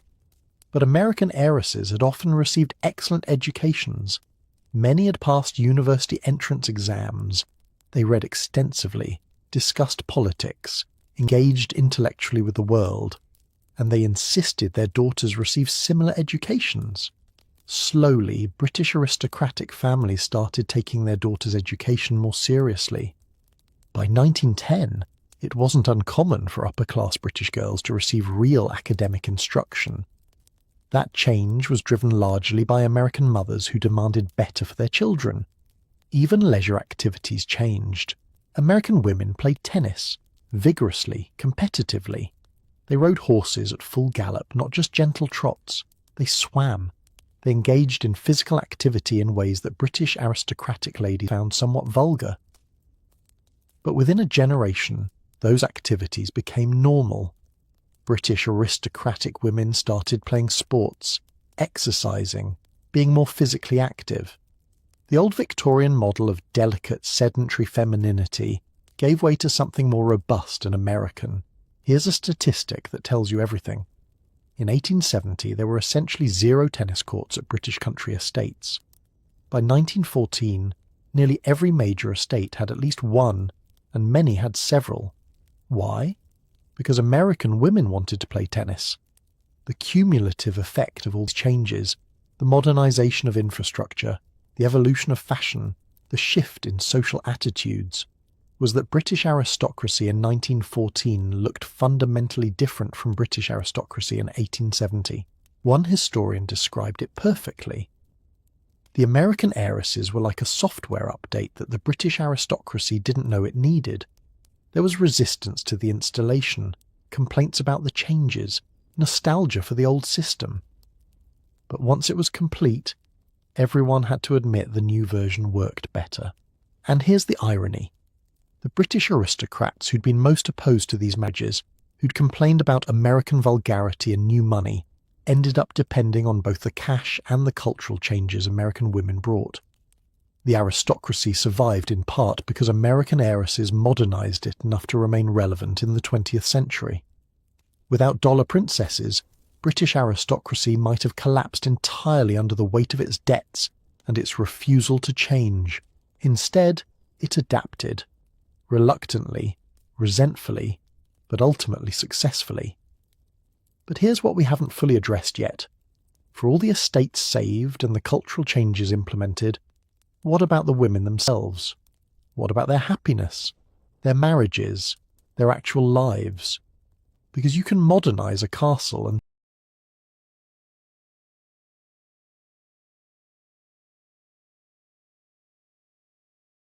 still be miserable living in it. You can install electric lights and still live in darkness of a different kind. And that's what happened to so many of these women, trapped in marriages that were business transactions, in a society that would never fully accept them, living lives that looked glittering from the outside but felt hollow on the inside. The unhappy endings, the broken marriages, the affairs and scandals and desperate attempts to find some measure of happiness despite everything. That's the part of the story we need to confront. Because for every Mary Leiter who found purpose and achievement, there were dozens who found only disappointment and regret. And their stories, those are the ones that reveal the true cost of this entire phenomenon. Let me tell you about a letter that was discovered in the 1950s, tucked into the pages of an old diary. It was written in 1897 by an American duchess whose name I'm going to withhold out of respect for her descendants. But her words are haunting. I wake up each morning in a palace worth millions, wearing jewels that once belonged to queens, with a title that makes people curtsy when I enter a room, and I would trade it all, every penny, every stone, every syllable of my title, for one day of the happiness I knew before I married. She was 24 years old when she wrote that. 24, with potentially 60 more years of her life ahead of her, and she already knew she'd made a terrible mistake that she couldn't undo. Want to know the really heartbreaking part? That letter could have been written by dozens of different women. Because for every Mary Leiter who found purpose, for every success story we celebrate, there were countless dollar princesses whose lives became quiet tragedies. Let's talk about what nobody wanted to admit at the time. The failure rate of these marriages was astronomical. Historians estimate that between 40 and 60% of dollar princess marriages ended in either divorce, legal separation, or the British politely called living separately, which meant the couple stayed technically married but lived in different houses, sometimes different countries, and hadn't spoken to each other in years. 40 to 60%. That's worse odds than a coin flip. And here's what makes those statistics even more depressing. Those numbers only count the marriages that officially ended. They don't include the couples who stayed married but were utterly miserable, the ones who lived in opposite wings of their estates and only saw each other at formal dinners, the ones who maintained the appearance of marriage while conducting very separate lives. If we counted those, we're probably looking at 75 to 80% of these marriages being fundamentally unhappy. So what went wrong? Why did so many of these marriages fail so spectacularly? Let's start with the most obvious problem. Most of these couples didn't love each other. They barely knew each other. They'd met at a ball, courted for a few weeks or months while lawyers negotiated contracts, and then suddenly found themselves legally bound for life to someone they'd never actually connected with. The Duke of Manchester, remember him? The one whose marriage to Helena Zimmerman we talked about, once drunkenly admitted to a friend, "I married an American girl I'd known for 6 weeks because I needed money. She married me because her mother wanted a title. We discovered on our honeymoon that we had absolutely nothing in common and quite thoroughly disliked each other. We then had to spend the next 40 years pretending we didn't. 40 years? Can you imagine? 4 decades of pretending. But it gets worse. Because many of these British aristocrats weren't just indifferent to their American wives, they actively resented them. They resented needing American money. They resented being essentially prostituted out by their families. They resented these foreign women invading their ancestral homes, and they took that resentment out on their wives. Lord Randolph Churchill, Jenny's husband, is a perfect example of how this could manifest. After their passionate beginning, the marriage cooled rapidly. Randolph spent most of his time in London pursuing his political career while Jenny stayed at country estates. They lived mostly separate lives. But worse than the separation was the infidelity. Both of them had multiple affairs. Jenny famously conducted liaisons with the Prince of Wales and numerous other prominent men. But Randolph's affairs had devastating consequences. He contracted syphilis, probably in the 1880s. Syphilis in the Victorian era was a death sentence, and it was a horrific way to die. Randolph spent the last years of his life slowly going insane as the disease destroyed his brain. He died in 1895 at age 45, raving and incoherent. Jenny was 40 years old, with 2 young sons, when she was finally free of a marriage that had been essentially over for years. The pattern of infidelity was common. British aristocratic men felt entitled to mistresses. It was almost expected in their social class. But when their American wives adopted the same attitude, scandal. Remember Consuelo Vanderbilt? After fulfilling her duty by producing 2 sons, she and the Duke lived almost entirely separate lives. He had a long-time mistress named Gladys Deacon, whom he eventually married after his divorce from Consuelo. But during the marriage, he flaunted this relationship openly. Consuelo eventually took a lover herself, a French aviator named Jacques Balsan, who she later married. But while the Duke's affair was tolerated, Consuelo was condemned. The hypocrisy was breathtaking. One of her friends wrote, "If an aristocratic husband keeps a mistress, it's considered sophisticated. If his wife so much as smiles at another man, she's a harlot. The rules are different and everyone pretends not to notice." Then there was the isolation. Remember, these women were thousands of miles from home, from family, from everyone who'd known them before.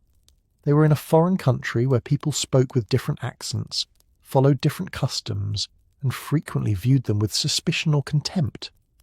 Many dollar princesses described crushing loneliness. They'd be in estates with dozens of servants and still feel utterly alone, because servants weren't companions, and their husbands were often absent. And British society, while willing to accept their money, never quite accepted them.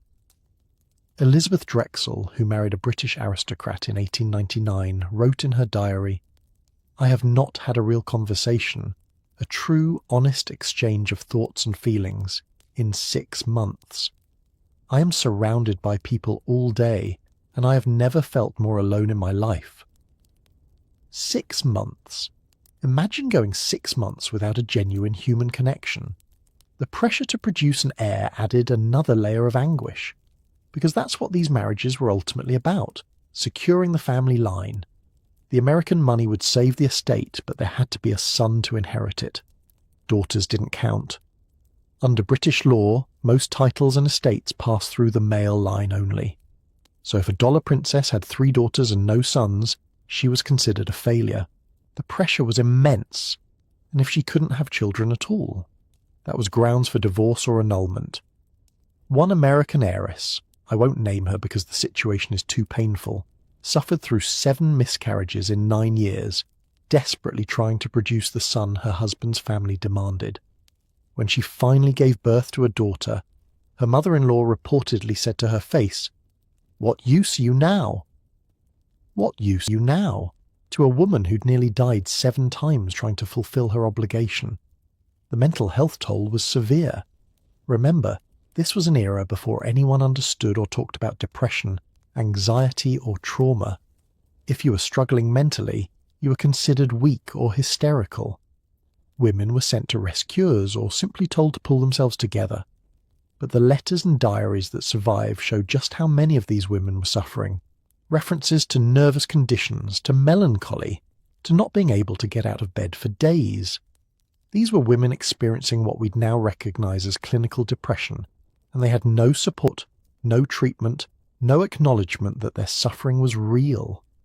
One duchess's doctor's notes, discovered years later, documented that she'd attempted suicide twice, and the family had covered it up both times because suicide attempts would have been scandalous. The doctor wrote, "Patient states she feels trapped in a life she cannot escape and sees no hope for improvement. She performs her duties mechanically but reports no joy, no purpose, no desire to continue. That's not just unhappiness, that's despair." Now, divorce was technically possible, but it was socially catastrophic. Victorian and Edwardian society viewed divorce as shameful, especially for women. A divorced woman was essentially exiled from polite society. She couldn't attend court functions.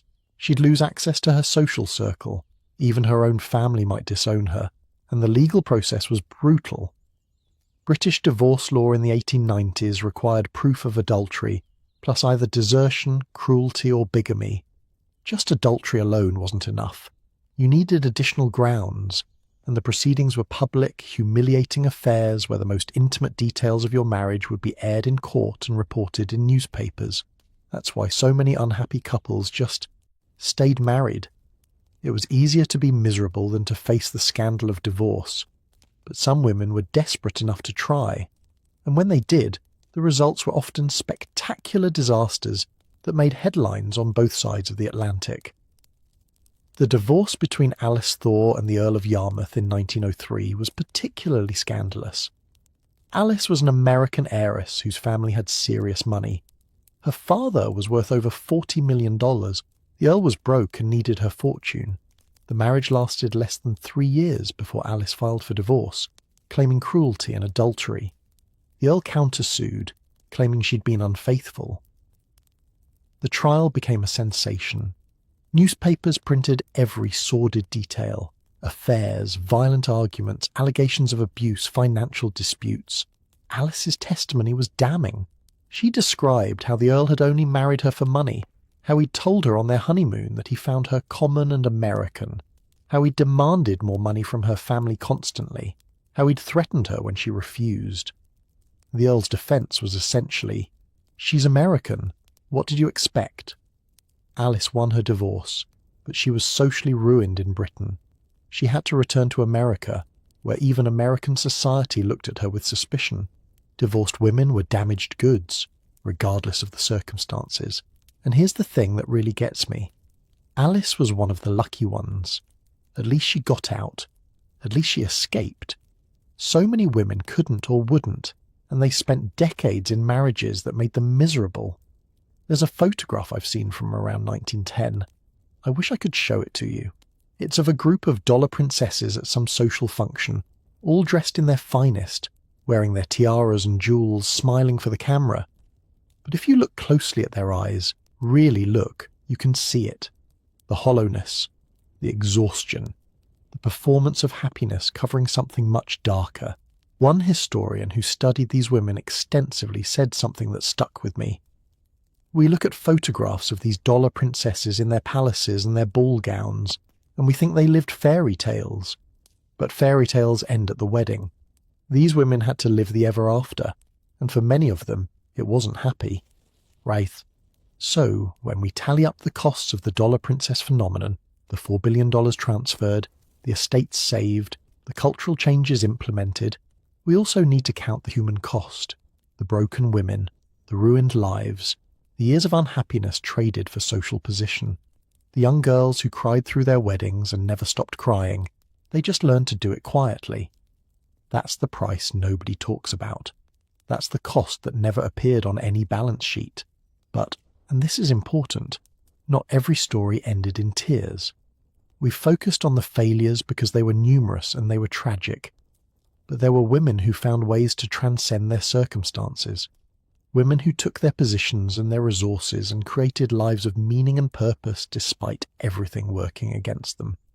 Not all of them were as spectacularly successful as Mary Leiter, but they found something perhaps more valuable. They found themselves.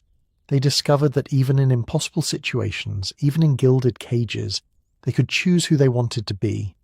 And those stories, the ones about resilience, about women who refused to be broken, who transformed pain into purpose, those are the stories that deserve to be remembered too. Sometimes the most powerful act of rebellion is simply refusing to be broken.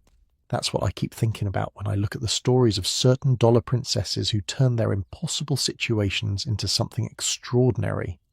Not by escaping their marriages, though some did, but by deciding that if they had to be duchesses and countesses anyway, they were going to be duchesses and countesses who mattered.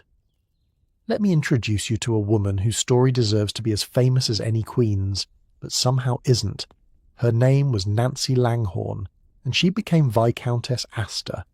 And in 1919 she did something no American woman, no woman period, had ever done before. She became the first female member of the British Parliament, not the first female peer, not the first woman with a fancy title, the first woman actually elected to serve in the House of Commons, making laws and shaping policy for the British Empire, and she got there by being absolutely, unapologetically, impossibly herself. Nancy was born in Virginia in 1879, the 8th of 11 children. Her father made and lost multiple fortunes. The family was dysfunctional in spectacular ways: alcoholism, affairs, violence. Nancy's childhood was chaotic at best, traumatic at worst. She married young to escape her family. That marriage was a disaster. Her husband was abusive and an alcoholic. She divorced him in 1903, which was scandalous enough in America. Then she took her children and moved to England. In 1906, she married Waldorf Astor, the richest man in Britain. He was American-born but had been raised in England, heir to the Astor fortune. And here's what makes Nancy different. She didn't marry Waldorf for his money or title. She had options. She chose him because they actually liked each other, shared similar values, and wanted to work together on social reforms. When Waldorf inherited his father's viscountcy in 1919, he had to leave the House of Commons. Peers couldn't serve in Commons, only in the House of Lords. His parliamentary seat for Plymouth Sutton became vacant, and Nancy decided to run for it. Can you imagine the audacity? Women had only gotten the right to vote in Britain the previous year, 1918. Women over 30, and only if they met certain property requirements. Most women still couldn't vote. And here's Nancy Langhorne from Virginia saying she's going to run for Parliament. The establishment lost their minds. Male politicians declared that women weren't suited for politics. Newspapers ran cartoons mocking her. One editorial stated, "Mrs. Astor may have money and a title, but she lacks the temperament, intelligence and constitution required for parliamentary service." Nancy's response. She campaigned harder than any candidate Plymouth had ever seen. She went door to door. She held rallies. She spoke bluntly about issues other politicians wouldn't touch: poverty, alcoholism, women's rights, children's welfare, and she won. By a landslide. She got 51% of the vote in a field of multiple candidates. On December 1st, 1919, Nancy Langhorne Astor walked into the House of Commons as its first female member. The male MPs didn't know what to do with her. Some refused to speak to her. Others made crude jokes. The bathroom situation alone was awkward. There was no ladies' room because there had never been a lady. But Nancy didn't care. She'd grown up in chaos, survived an abusive marriage, faced down Virginia society as a divorced woman. A bunch of stuffy British politicians weren't going to intimidate her. She served in Parliament for 26 years. 26 years of fighting for legislation that actually helped people. She championed laws protecting children, restricting alcohol sales to minors, improving public health, and expanding women's rights. She was controversial, outspoken, and frequently infuriating to her colleagues. She was also incredibly effective. One of her fellow MPs said, "Lady Astor doesn't wait for permission to speak her mind. She doesn't apologize for having opinions, and she doesn't accept that anything is impossible just because it hasn't been done before. She's the most American person in British Parliament, and that's exactly why we need her." Think about what Nancy accomplished. She went from a chaotic childhood in Virginia to becoming a political force that changed British law. She used her position, that title she'd acquired through marriage, as a platform to actually make the world better. That's what I'm talking about. That's resilience. That's purpose. Or consider what Consuelo Vanderbilt did after her miserable marriage finally ended. Remember her? The Duchess who cried through her wedding? 26 years of loveless marriage to the Duke of Marlborough? When they finally separated in 1921, Consuelo could have just disappeared. Married her aviator, lived quietly in France, tried to forget those 26 years had ever happened. And honestly, nobody would have blamed her. But instead, she became an activist. She threw herself into the women's suffrage movement, the fight for voting rights. She gave speeches, wrote articles, donated money. She used her title and her fame to amplify the cause. And when women finally won the vote in Britain, Consuelo didn't stop. She became involved in improving working conditions for women, in child welfare, in housing reform. All the energy she'd been forced to spend being a decorative duchess, she redirected it toward actually helping people. She wrote in her memoir, published when she was 70, "Those 26 years taught me what it means to be powerless. I spent the rest of my life making sure other women wouldn't feel that same helplessness. From crying bride to fierce advocate. That's a hell of a transformation." Then there's the story of Cora, Countess of Strafford. Born Cora Colgate in New York, yes, of toothpaste fame, she married the Earl of Strafford in 1905. Her marriage was fine. Not great, not terrible. Just fine. The Earl was decent enough, but not particularly ambitious or interesting. Cora could have lived a perfectly conventional life as a perfectly conventional countess. Garden parties, charity galas, the usual aristocratic routine. Instead, she became obsessed with Byzantine art and architecture.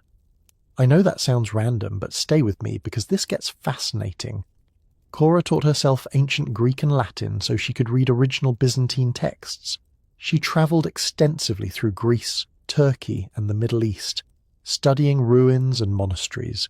She became one of the world's leading experts on Byzantine civilization, not as a hobby, but as serious scholarship. She wrote academic papers that were published in prestigious journals. She advised the British Museum on their Byzantine acquisitions. She gave lectures at universities. Actual historians consulted her research. One Cambridge professor wrote, "The Countess of Strafford possesses more knowledge of 6th century Constantinople than anyone alive.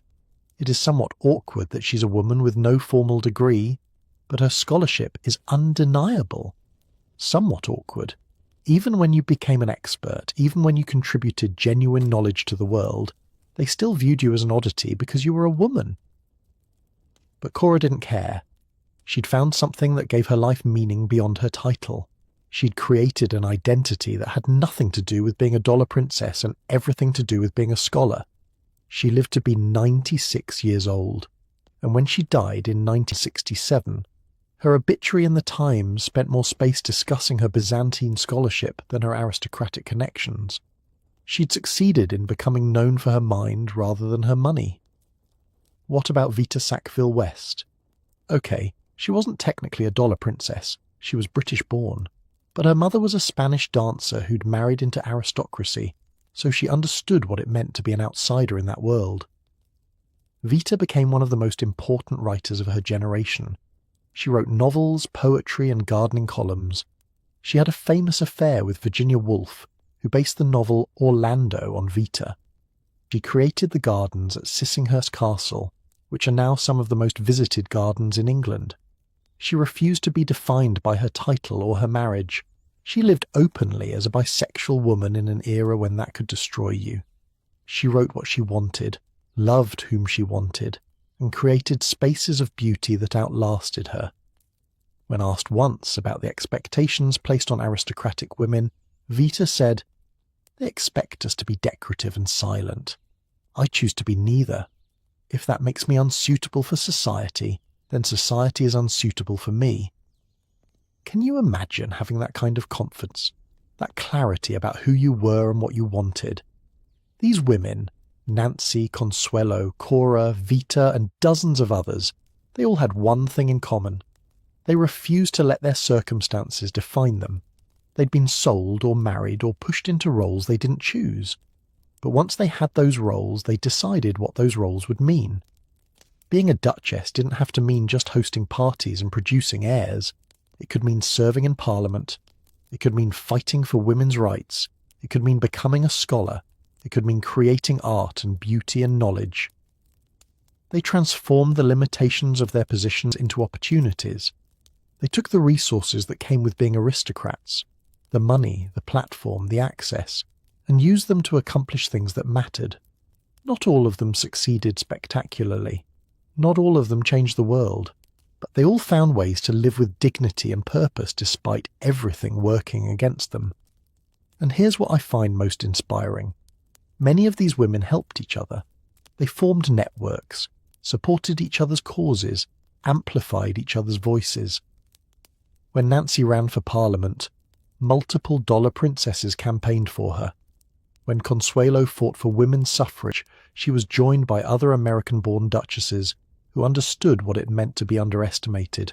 They created a sisterhood of survival, because they understood something that the men around them never could, what it felt like to be treated as a commodity, to have your humanity reduced to your financial value, to be trapped in a role you never chose. And from that shared understanding, they built something powerful, not a revolution. That would have been too overt, too easily crushed, but a gradual, persistent transformation of what it meant to be an aristocratic woman in Britain. One historian described it perfectly.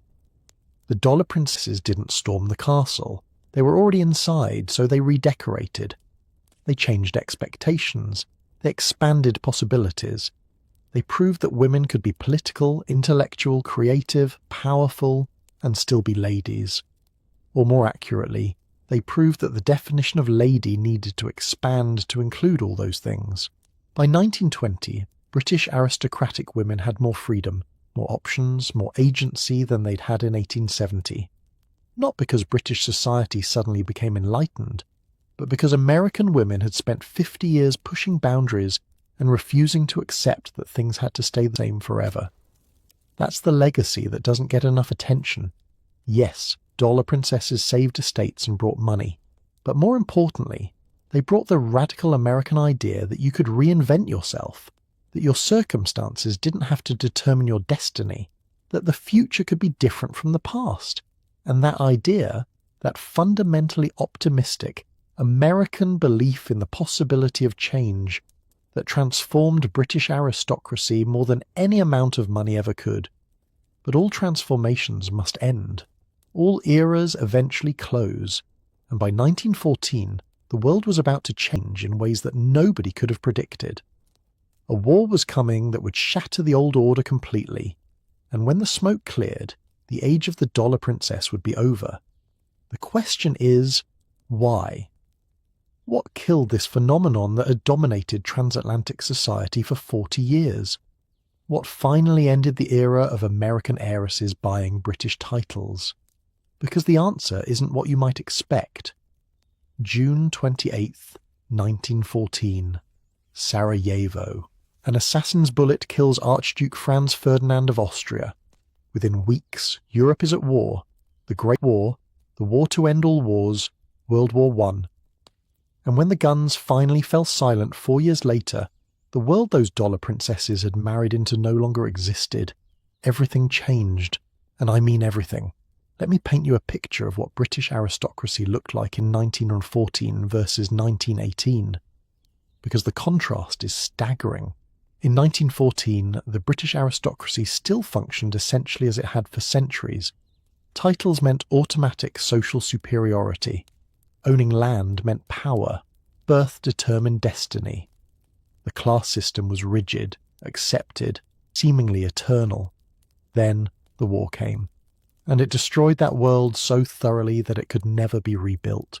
Here's a statistic that tells you everything. Between 1914 and 1918, approximately 20% of British aristocratic men between the ages of 18 and 40 were killed in combat. 1 in 5 dead.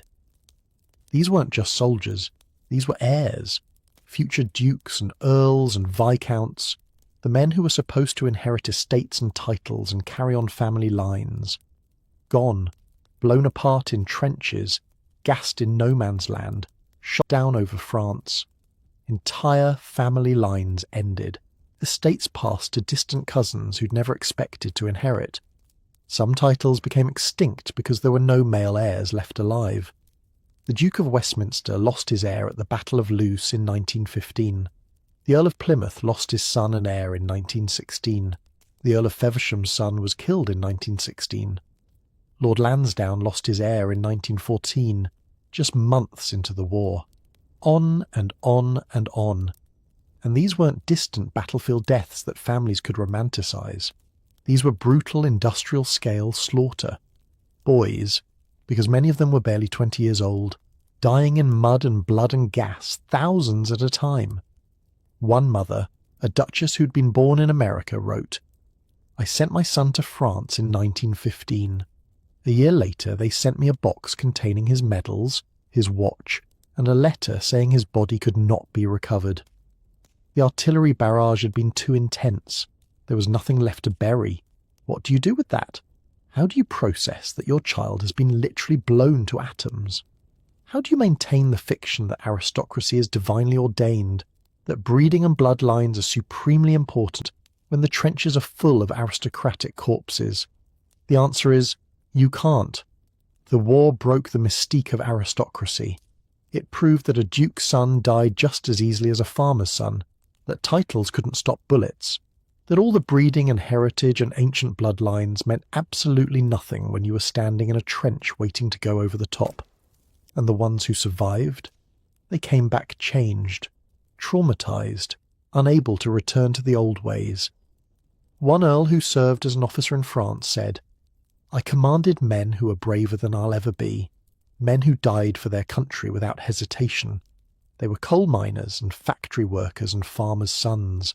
And I'm supposed to believe I'm superior to them because my grandfather was a duke? I can't. I'll never be able to pretend that again." The class system didn't collapse overnight, but the foundation cracked, and it never fully recovered. Meanwhile, the war transformed women's roles in ways that made the old restrictions impossible to reimpose. During the war, with all the men away fighting, women had stepped into roles they'd never been allowed to occupy. They worked in factories, drove ambulances, served as nurses near the front lines. They proved they could do everything men could do. By 1918, you couldn't tell women to go back to being decorative and silent. They'd kept the country running for 4 years. They'd earned the right to vote, which was finally granted in 1918, though with restrictions. The old Victorian model of delicate, helpless femininity was dead. And here's where it connects to dollar princesses. Suddenly the idea of marrying for a title seemed absurd, outdated, almost offensive. Because what had those titles really been worth? What had all that breeding and aristocracy accomplished? It had led straight to a war that killed 17 million people and destroyed an entire generation. The young women coming of age in 1920 looked at the previous generation, at the dollar princesses who'd married for titles and status, and thought, why? Why would anyone do that? The values had shifted. The American heiresses of the 1920s didn't want to be duchesses. They wanted to be flappers, artists, aviators, businesswomen. They wanted to live in New York and Paris, not mouldering British estates. They wanted jazz and cocktails and freedom, not formal dinners and rigid social hierarchies. One young American heiress in 1925 said, "My grandmother married a duke. She spent 40 years being cold in a castle in Scotland, following rules she didn't understand, being looked down on by people who needed her money. Why on earth would I want that life?" Why indeed? But the war wasn't the only thing that killed the dollar princess era. There was something else, something that had been building for decades. American society finally, grudgingly, accepted new money. Remember how we talked about the Vanderbilts and Astors being rejected by old New York society? By 1920, that battle was over. New money had won. The Gilded Age families had become the establishment. Their daughters didn't need British titles to be socially accepted anymore. They were socially accepted in America. The social register that had once excluded the Vanderbilts now included them. The clubs that had blackballed industrial families now welcomed them. American society had evolved. The need to escape to Europe for social validation had disappeared. Plus, America itself had changed its global position. Before World War I, America was rich but not particularly powerful on the world stage. Britain was the dominant empire. Being connected to British aristocracy meant being connected to global power. But after World War I, America emerged as one of the world's leading powers. Britain was exhausted, bankrupt, diminished. The empire was starting to crumble. Suddenly, being American was actually an advantage, not something you needed to overcome. Why trade American money for a British title when American citizenship was becoming more prestigious than any European aristocracy?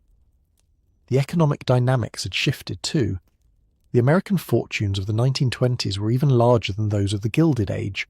We're talking about the Roaring Twenties, massive stock market wealth, new industries like automobiles and radio and film. The British aristocracy, meanwhile, was broke, more broke than ever. But American heiresses in the 1920s didn't want to save British estates. They wanted to buy Manhattan penthouses and French Riviera villas. They wanted to invest in movies and nightclubs and fashion houses. Old British castles were the past. America was the future. There's this perfect anecdote from 1923. An American steel heiress was being courted by a British earl who needed money. He took her on a tour of his estate, trying to impress her with centuries of history, priceless art, ancestral significance. Her response? It's very nice, but there's no central heating. The plumbing is medieval, and the nearest city with decent shopping is 3 hours away. Why would I leave Park Avenue for this? She didn't marry him. She married an American banker instead. They bought an apartment in New York with a view of Central Park, spent winters in Palm Beach, and lived very happily. That became the new normal. The flow of American heiresses to Europe essentially stopped after 1918. There were occasional exceptions, a few marriages here and there, but the phenomenon was over. The final nail in the coffin came in 1936 when King Edward V abdicated to marry Wallis Simpson, an American divorcee. Twice divorced, actually. The scandal was enormous. The king gave up his throne for an American woman who wasn't even particularly wealthy or well-connected. If you told someone in 1895 that a British king would abdicate for an American woman, they'd have thought you were insane. But by 1936, while still scandalous, it was possible. Because American women were no longer exotic oddities. They were just women. The mystique was gone. The Dollar Princess era lasted approximately 45 years, from roughly 1870 to 1915. In that time, 454 American women married European aristocrats. They brought an estimated $4 billion with them. They transformed British society in ways both visible and invisible. And then, almost as suddenly as it had begun, it ended. By 1920, you couldn't find wealthy American mothers shepherding their daughters through the London social season, shopping for dukes. The matchmaking industry that had thrived for decades evaporated. Books like Titled Americans stopped being updated because there were no new entries to add.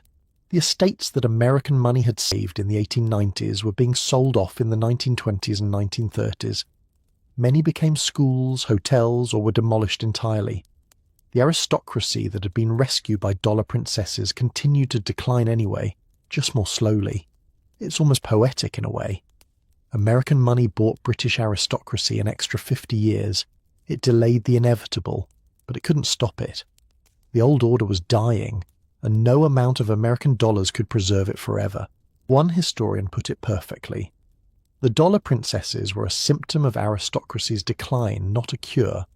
They were a beautiful, expensive, ultimately futile attempt to preserve a world that was already disappearing. By 1950, most of the dollar princesses were elderly or dead. Their children, the Anglo-American aristocrats, were navigating a very different world, one where titles meant less and less, where death duties and taxes were destroying what remained of great estates, where being an aristocrat was becoming more of a curiosity than a source of power. The phenomenon that had dominated society pages for half a century became a historical footnote. The crying brides, the million-dollar dowries, the transatlantic marriages, all of it faded into the past. But the legacy remained. Because those 454 women didn't just marry aristocrats. They changed bloodlines, influenced culture, shaped history in ways that echo into our present day. And that's what we need to talk about now. Because the story of the dollar princesses isn't really over. It's still playing out. Right now, in ways you might not expect. So here's where this all lands, where it becomes something more than just a fascinating historical curiosity. The DNA of those dollar princesses is literally flowing through the veins of the current British royal family. Think about that for a second. When Prince William becomes king, and he will unless something truly unexpected happens, he'll be the first British monarch with verified American ancestry. Because his grandmother was Princess Diana, and Diana's great-great-grandmother was Fanny Work, the dollar princess from New York who swore her descendants would never marry into British aristocracy. The irony is so perfect it almost seems scripted. But it's not just William. Prince Harry has that same American blood, and Harry's children, Archie and Lilibet, are even more American. Their mother is Meghan Markle, an American actress, so Harry literally did what his great-great-great-grandfather did, married an American woman, caused a scandal, and changed the royal family forever. History doesn't repeat, but it sure does rhyme, doesn't it? When Meghan Markle walked into the royal family in 2018, the British press went absolutely wild. Some of the coverage was racist and horrific, but some of it echoed the exact same themes from the Dollar Princess era. She's American, she's an outsider, she doesn't understand our traditions, she's going to corrupt our institutions. Sound familiar?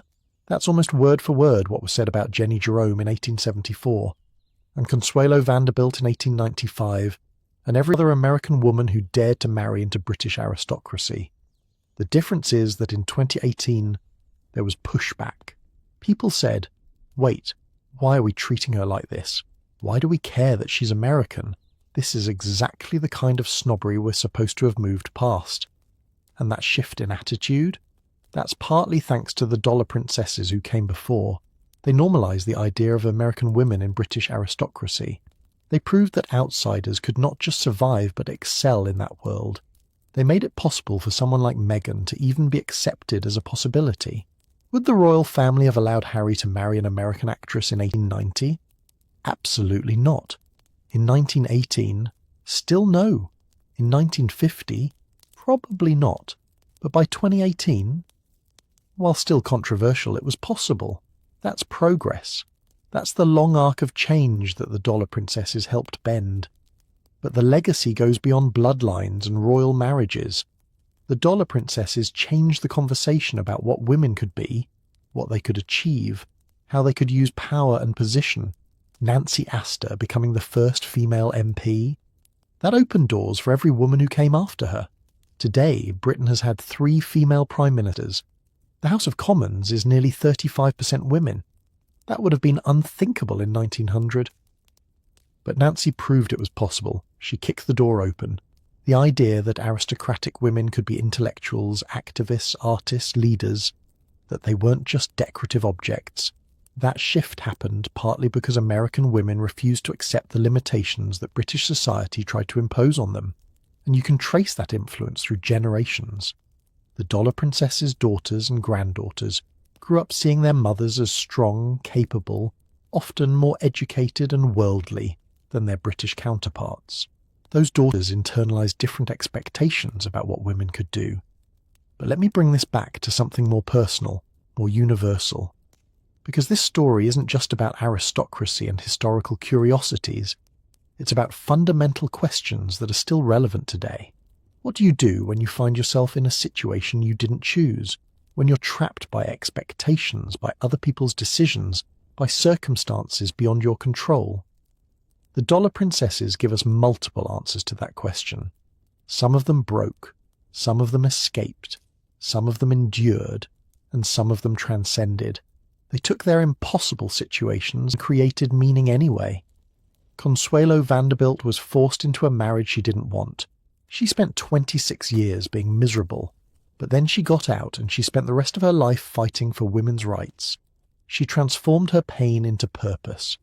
Mary Lita was told she wasn't good enough for New York society, so she became Viceroy of India instead.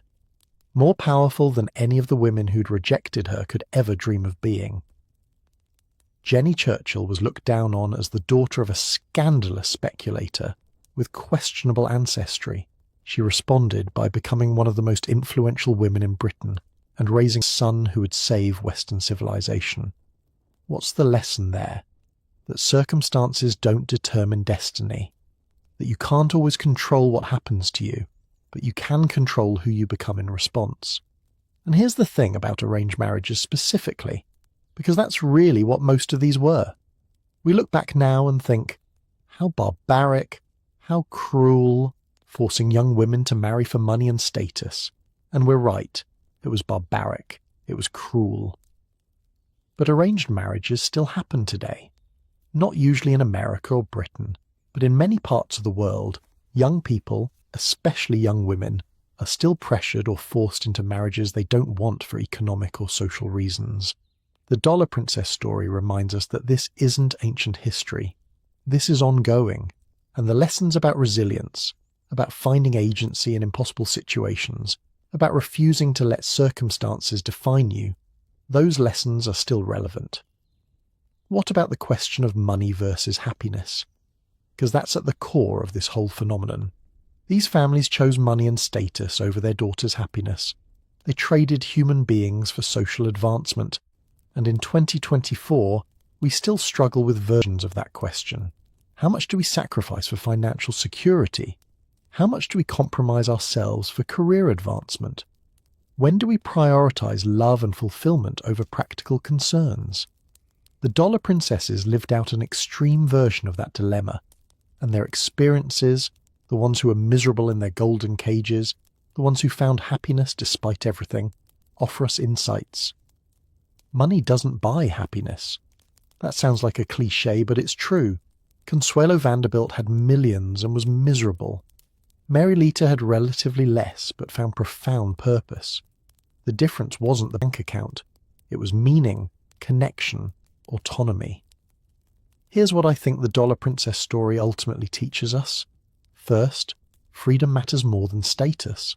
Being able to choose your own path, even if that path is harder or less prestigious, is worth more than being forced into a gilded cage. Second, resilience is possible even in impossible situations. Not every Dollar Princess escaped or succeeded spectacularly, but many of them found ways to create lives of dignity and meaning despite everything working against them. Third, outsiders can change systems from within. The Dollar Princesses were never fully accepted by British aristocracy, but they changed it anyway. They brought new ideas, new values, new possibilities, and slowly, grudgingly, the system adapted. Fourth, your worth isn't determined by how others value you. Those New York families that rejected the Vanderbilts, history proved them wrong. The British aristocrats who looked down on American heiresses, they needed that American money to survive. The people who judge you, who find you lacking, who say you don't belong, they're often wrong. And finally, the consequences of our choices echo through generations. Fanny Work's disastrous marriage led to Princess Diana. Jenny Jerome's controversial marriage led to Winston Churchill. The decisions these women made, or were forced into, shaped history in ways they could never have imagined. We're all connected to the past in ways we don't fully understand, and the choices we make today will ripple forward into futures we can't predict. So when I look at the story of the Dollar Princesses, The whole messy, complicated, tragic, triumphant saga, I see a mirror. Not because any of us are literally selling our daughters to aristocrats, but because the fundamental tensions are still with us. The tension between what society expects and what we want. The tension between financial security and personal happiness. The tension between tradition and progress. The tension between accepting our circumstances and fighting to change them. Those 454 women who sailed across the Atlantic between 1870 and 1914 were navigating those same tensions, and their stories, their mistakes and triumphs, their failures and successes, their compromises and rebellions, offer us a strange kind of wisdom.